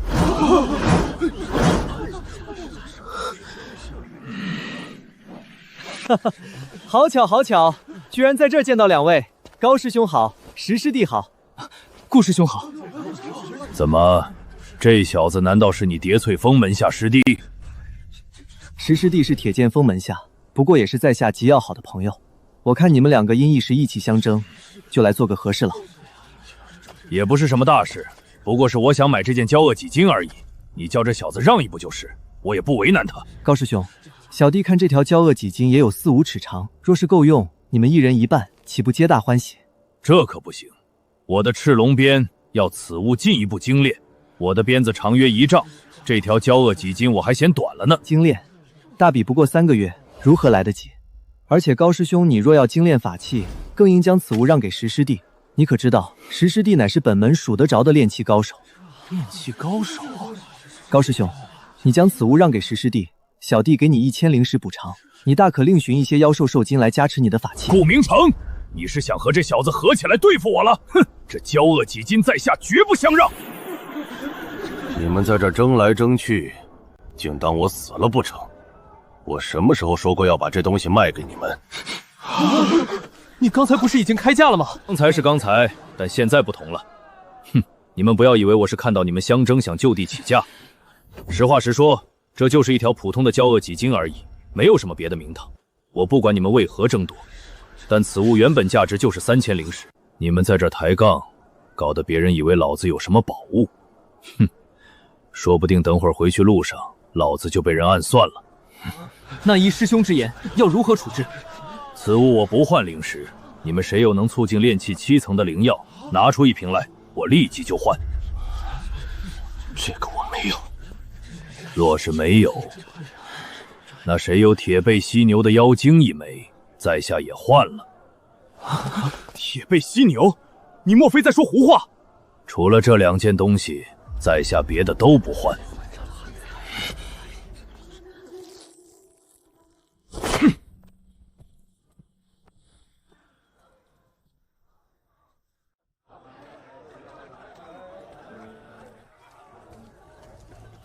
顾师兄，这铁背犀牛是什么妖兽？铁背犀牛倒不是什么厉害妖兽，其妖精也是炼制丹药的常用材料。那为何刚才那位高师兄那般吃惊？莫非此物极为稀少？铁背犀牛也不难见，叠翠峰周围就有，只是此物极难捕捉。哦，不知有何难处？石师弟，你身无法力，难道想去猎杀妖兽？若是平时倒好，只是如今这个关节，怕是不太方便。是因为大比在即？倒不完全是因为大比。是因为铁背犀牛的出没的地名叫乌龙谷，因为里面的瘴气会腐蚀我等修士的法力，而每年这个时节瘴气最浓，筑基修士都不愿去，何况我辈炼器弟子。是啊，如今宗门大比在即，人人都在拼命增强法力修为，谁会愿意去那种地方呢？我自己去不就行了？我本来就身无法力，是个凡人，又不怕什么瘴气腐蚀修为之浊。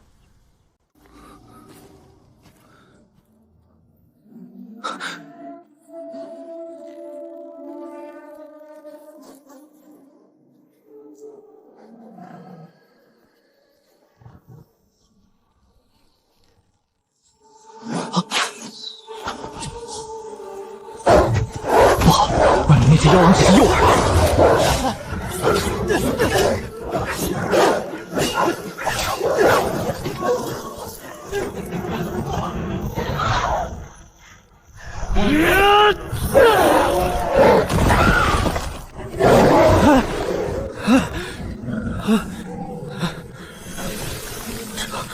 这难道就是无名炼体功大成的效用？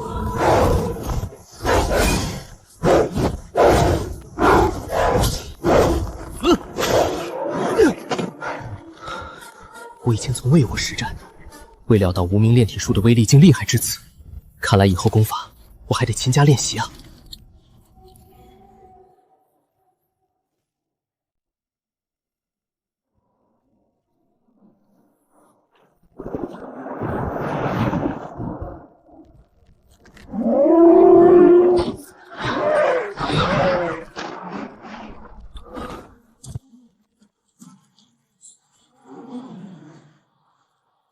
妖精在头颅之中，现在当场解剖取经显然来不及，干脆将整个兽头带走。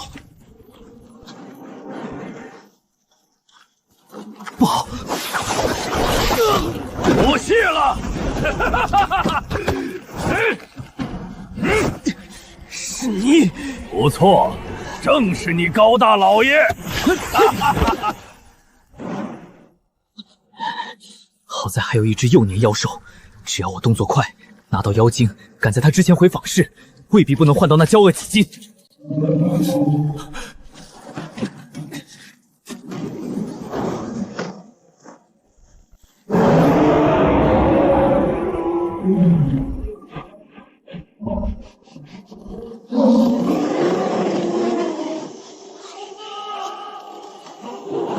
成年妖修嗅觉极为灵敏，高头把兽头藏在储物袋里都被他闻了出来。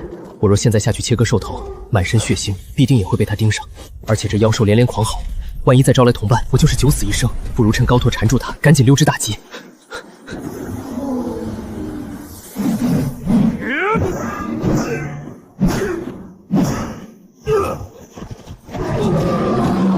撤！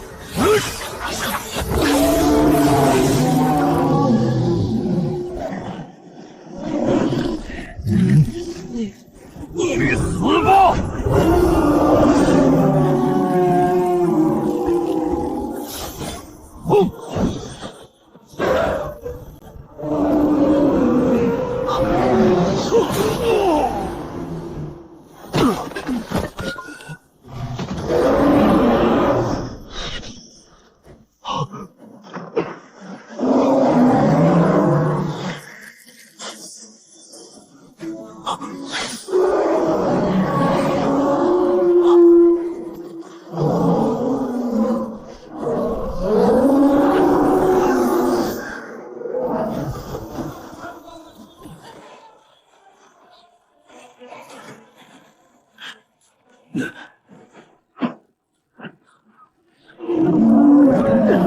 师弟，你到我这儿来！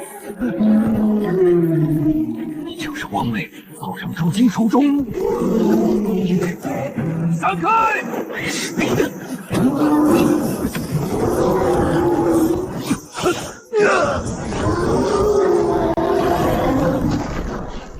连环火灵符，高师兄，你这火弹术当真了得！那当然，这可是我师傅。最多4倍点，距离天亮还早得很。小胖还在睡觉，前出真人的救援根本等不到。高师兄，你这符咒还有多少？如此重宝，哪有多少？就方才这1张而已。今日死在这里了，能拼一个算一个吧。想不到苦修半生，今日死在这里。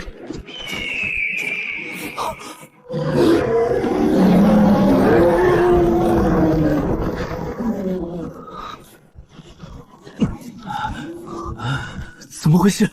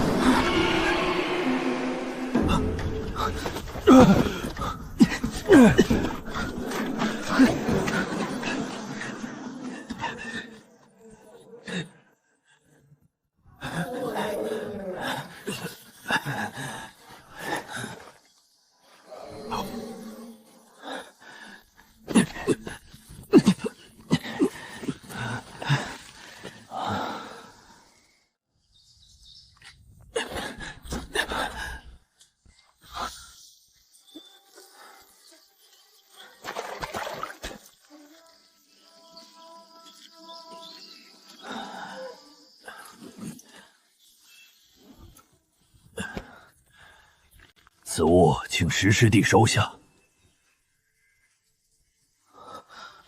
高师兄，你这妖兽本就是你猎到，你又救了我一命，我怎么还能厚颜将此物占为己有？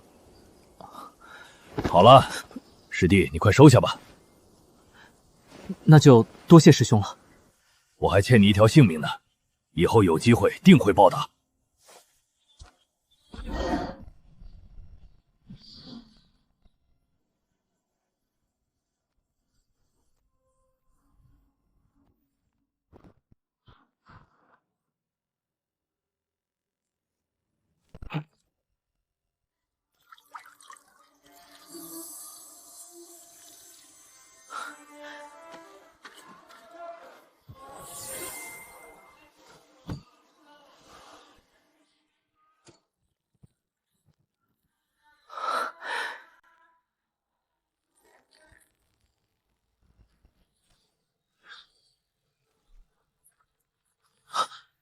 若是当日在乌龙谷有这等威力，那成年妖仙估计也能一剑洞穿腹部。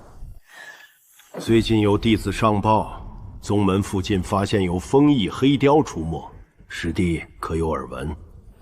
回禀师兄，确有此事。风翼黑雕乃是妖界出了名的凶禽，传闻此妖禽精通风火二术，双翼一摇，瞬息千里，又能喷出万丈真火，焚烧千里，便是元婴期的大能之时也抵挡不过。如此凶禽出现在我太极门境内，可不是什么善事。师兄放心，此妖出现后，师弟我曾去探寻了一番，发现共有雌雄2只黑雕，虽确是一风翼黑雕，但修为尚浅，不过相当于筑基期修士。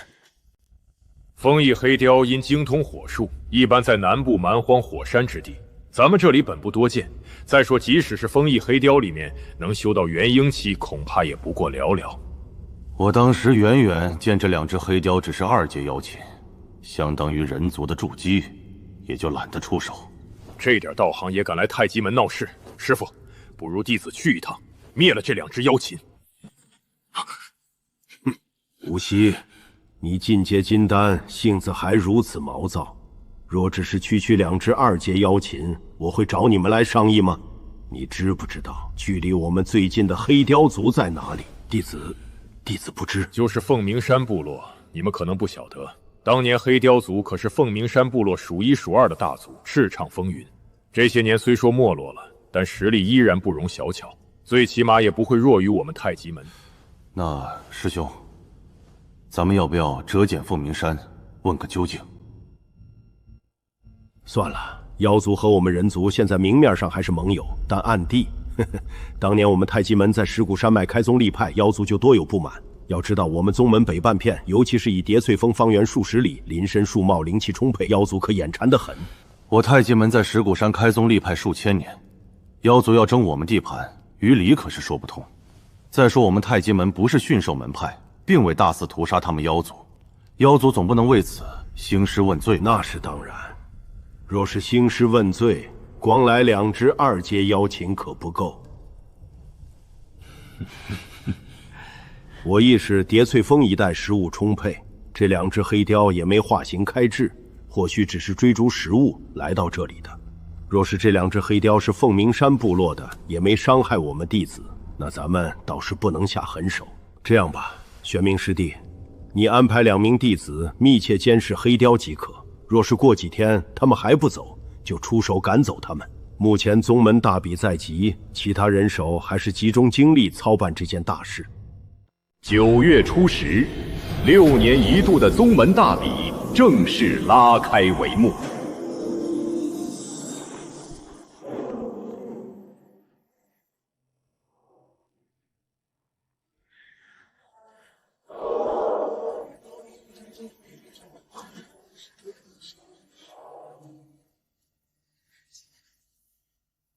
掌门非要我这个没法力的凡人也参加大比，也罢，我也不图什么名次，大不了一上台，就像上次在乌龙谷被高拓的赤龙鞭偷袭那样，被对手直接捆成大粽子扔出场外就是了。其宗门朝先祖师，今天大聚群衰，长寿居金丹行。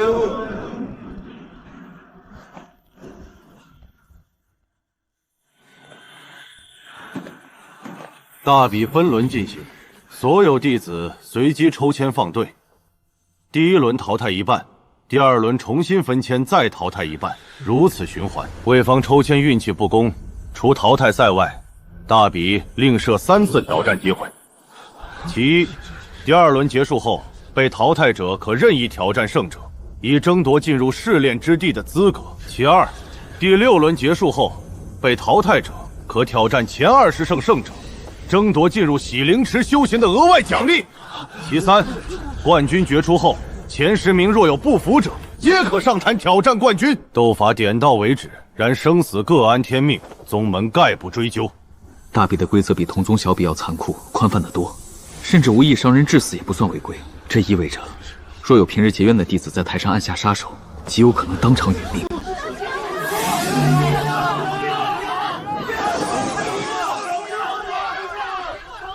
可有人主动认输？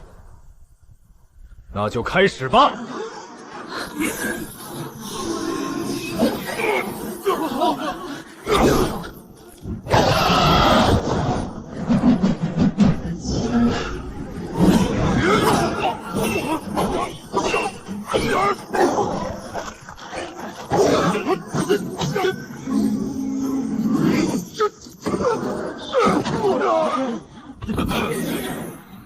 铁剑锋弟子常青胜，承让了。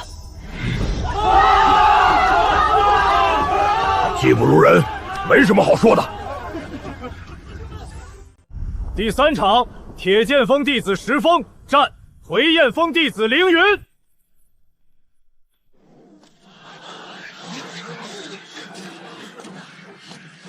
师姐你好。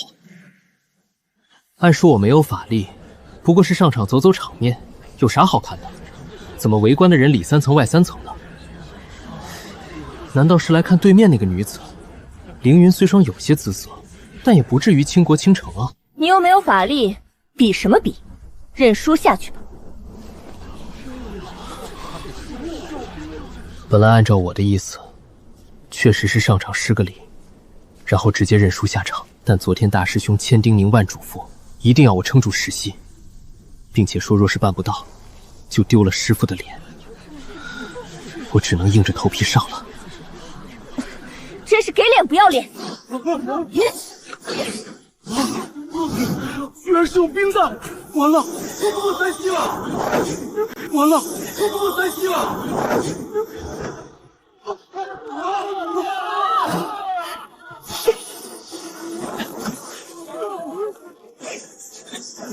小子去死！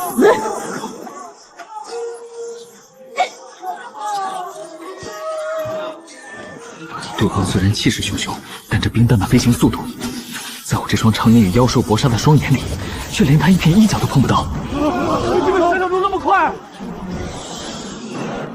！8、9、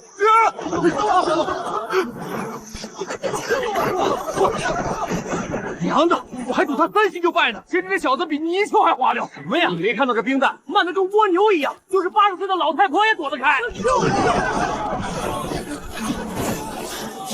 去死！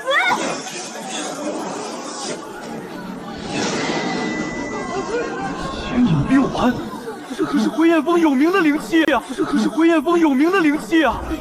射人先射脑，只要法器主人为了躲避而分心，其操控的法器自然会停顿，威力大减。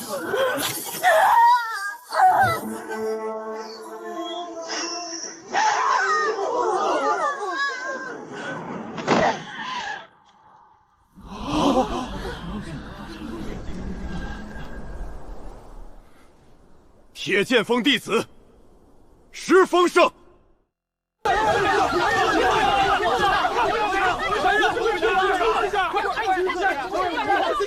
你们在这儿干什么？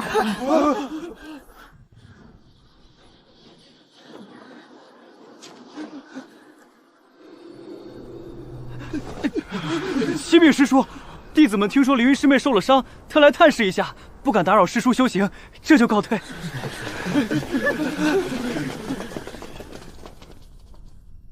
怎么了？师父，今天的比试弟子输了。输了就输了。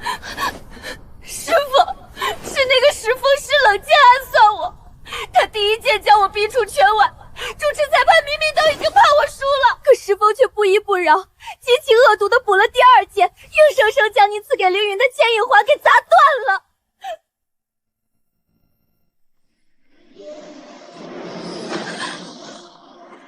石峰，今日有3喜，一是你赢了比试，为师们争了脸面；二是为师一直没教过你什么，你居然不怨不弃，不仅体修有成，还练得一手好弓箭；三是石峰在炼器方面竟有如此天赋，还亲自打造了一把灵器。石峰，把你那弓箭给为师看看。很好，这把铁弓虽然只是3重进制，但材质佳，做工细，其威力足可当得上6重，乃至7重禁制的法器了。哎呀，居然这么好的法器！七师兄，你干脆把它送给我吧，反正师傅一直不肯赏赐好的法器给我。你这丫头自己不用功，反赖上为师了。哼，你若修为上去了，为师还会吝啬法器不成？呵呵。不过这把弓你就别打主意了，这弓对肉身力量要求很高，你根本拉不动。再说，你懂射箭吗？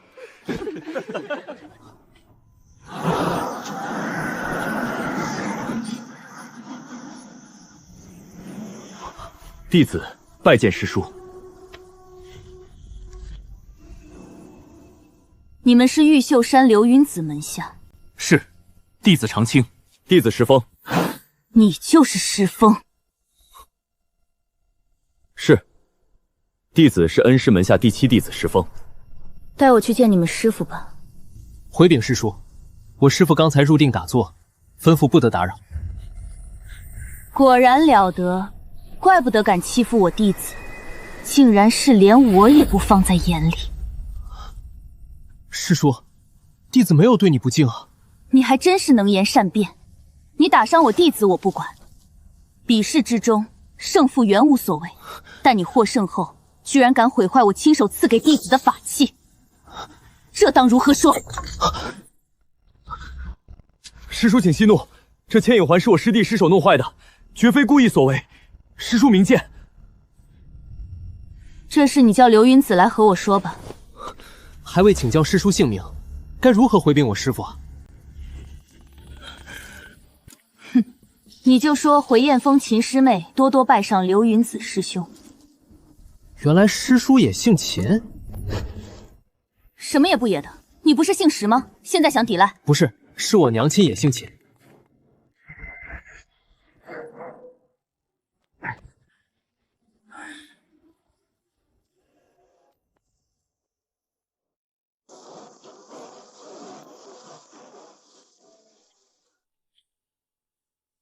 这是什么声音？我们秦师叔人如其名，冰冰冷冷，平日里绝少与人交往，除了练功，唯一的消遣就是弹琴了。琴术我不懂。放心，他不会考教我们琴术的。你等会儿也不用拍他马屁，说他弹琴弹得好。你不懂强行献媚，反惹他讨厌。再说，秦师叔弹琴只是个人雅号，从来是自弹自听。咱们进去拜见，他也绝不会主动弹给你听。我们奉师命来请罪的。待会若是对峙，自己只打死不改口。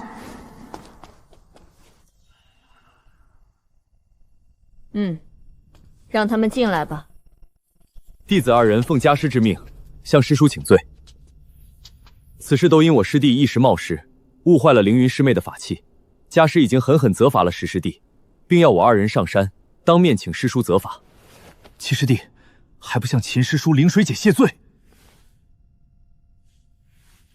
秦师叔，凌云学姐，弟子不知礼数，冒犯2人，请师叔和师姐息怒。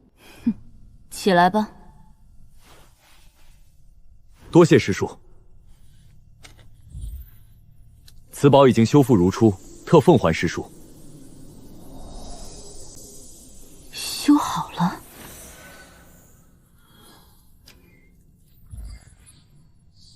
难为流云子师兄，竟然连夜叫人修复了此宝。回师叔，其实这法器乃是石师弟亲手修复的。你懂炼器？石师弟因为身无灵根，一直随钱出真人学习炼器之道，手艺倒还不错。那也不错。我这师弟没有灵根，与大道无缘，只是走了体修，略懂一点炼器。哪比得上师叔你门下众弟子，个个都是青年才俊。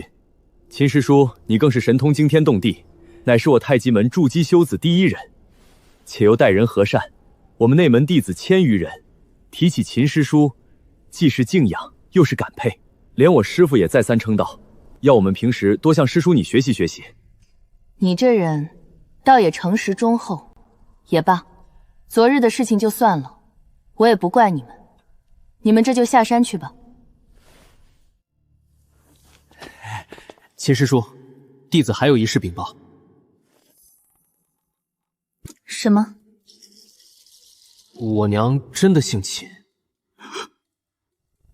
油腔滑调之徒！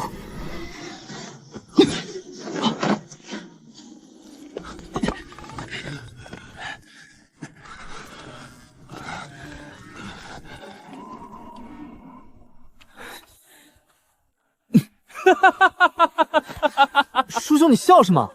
今天秦师叔给我的4字评语是诚实忠厚，给你的4字评语是油腔滑调。这话要是说给师傅听，准笑破师傅老人家肚皮。师傅的肚子没笑破，我看师兄你的肚皮已经笑破了。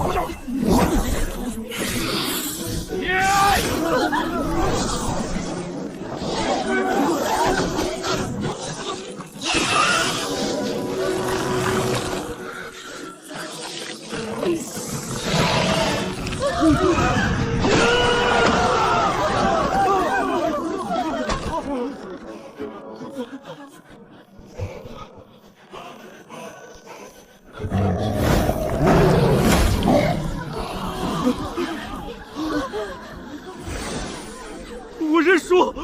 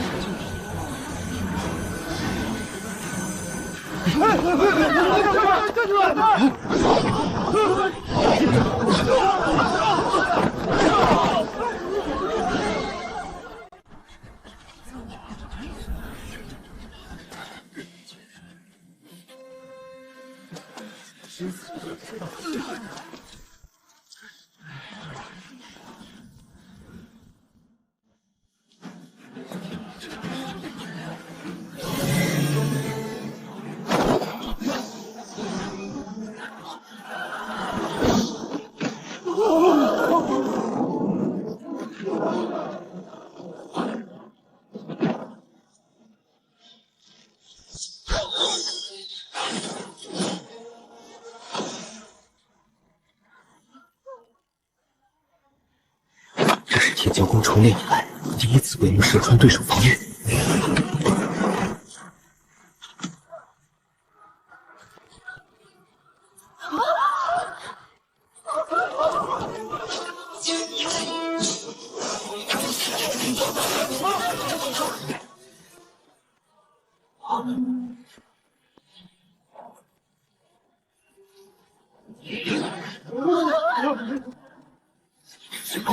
现在沈大姐，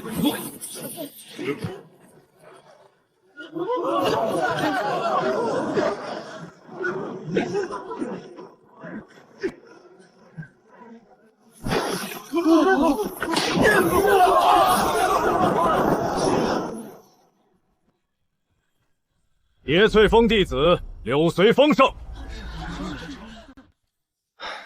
秦师妹，一连守了3日都不见此妖踪影，会不会已经不在这里了？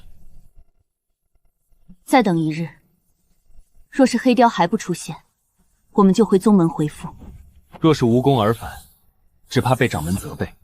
掌门真人对此事可是极为重视。否则也不会派我等前来，还将赵颖、定行珠这等重宝赐给我们使用。风翼黑雕本是妖兽异种，遁术极快，我等追踪不到也情有可原。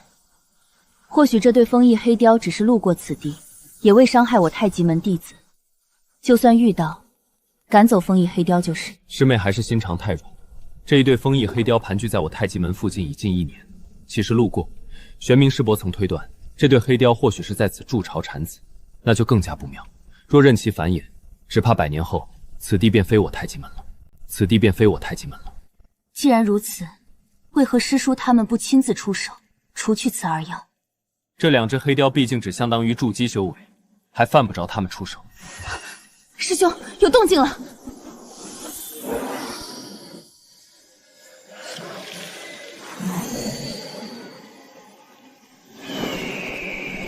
看样子他们是准备飞回他们的巢穴。魏师兄，你看怎么办？这巢穴我们曾探视过，并无什么古怪，也没有看到黑雕的幼崽。不如等等，这黑雕能夜视万物，晚上动手我们并不占便宜。不如等到天色将明，黑雕在天明前会休息1-2个时辰，正好动手。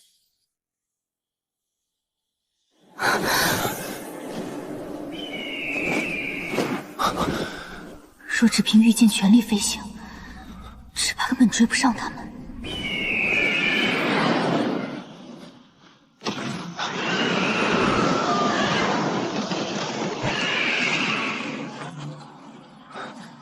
情况不妙，静观其变。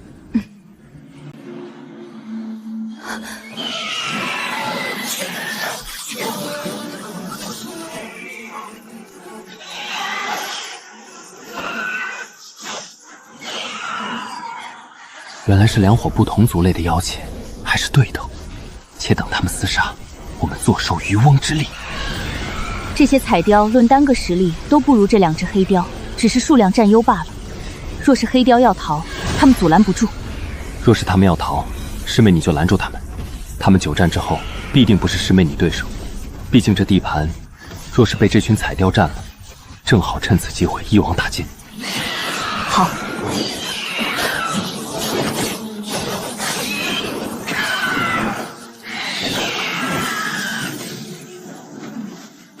师兄，是否出手？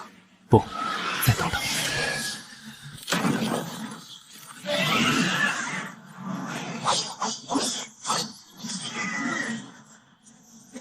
好计谋！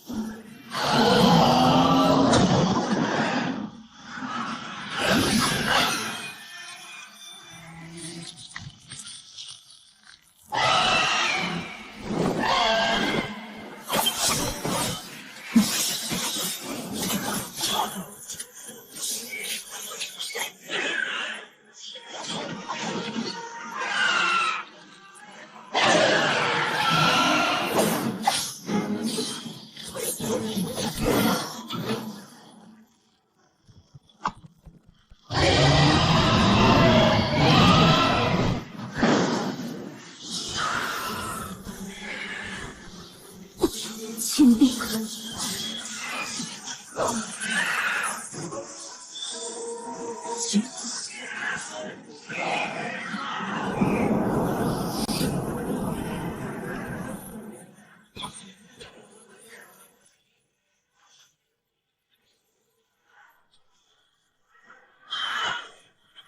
师妹，我来救你！不好！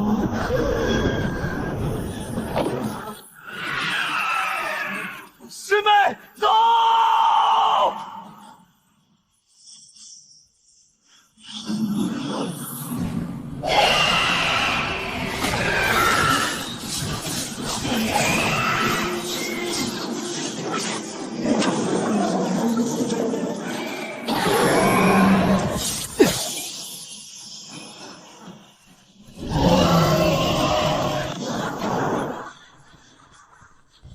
雷属性，师妹，快到下面树林，不可力敌。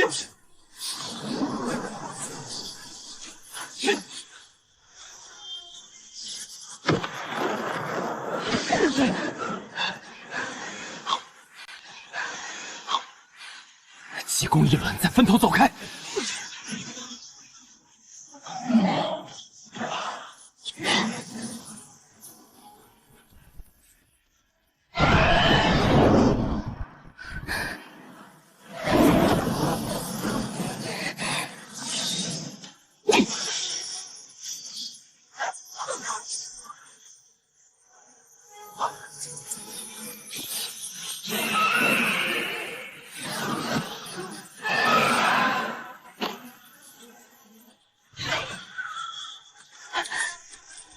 骑士们，快钻入密林！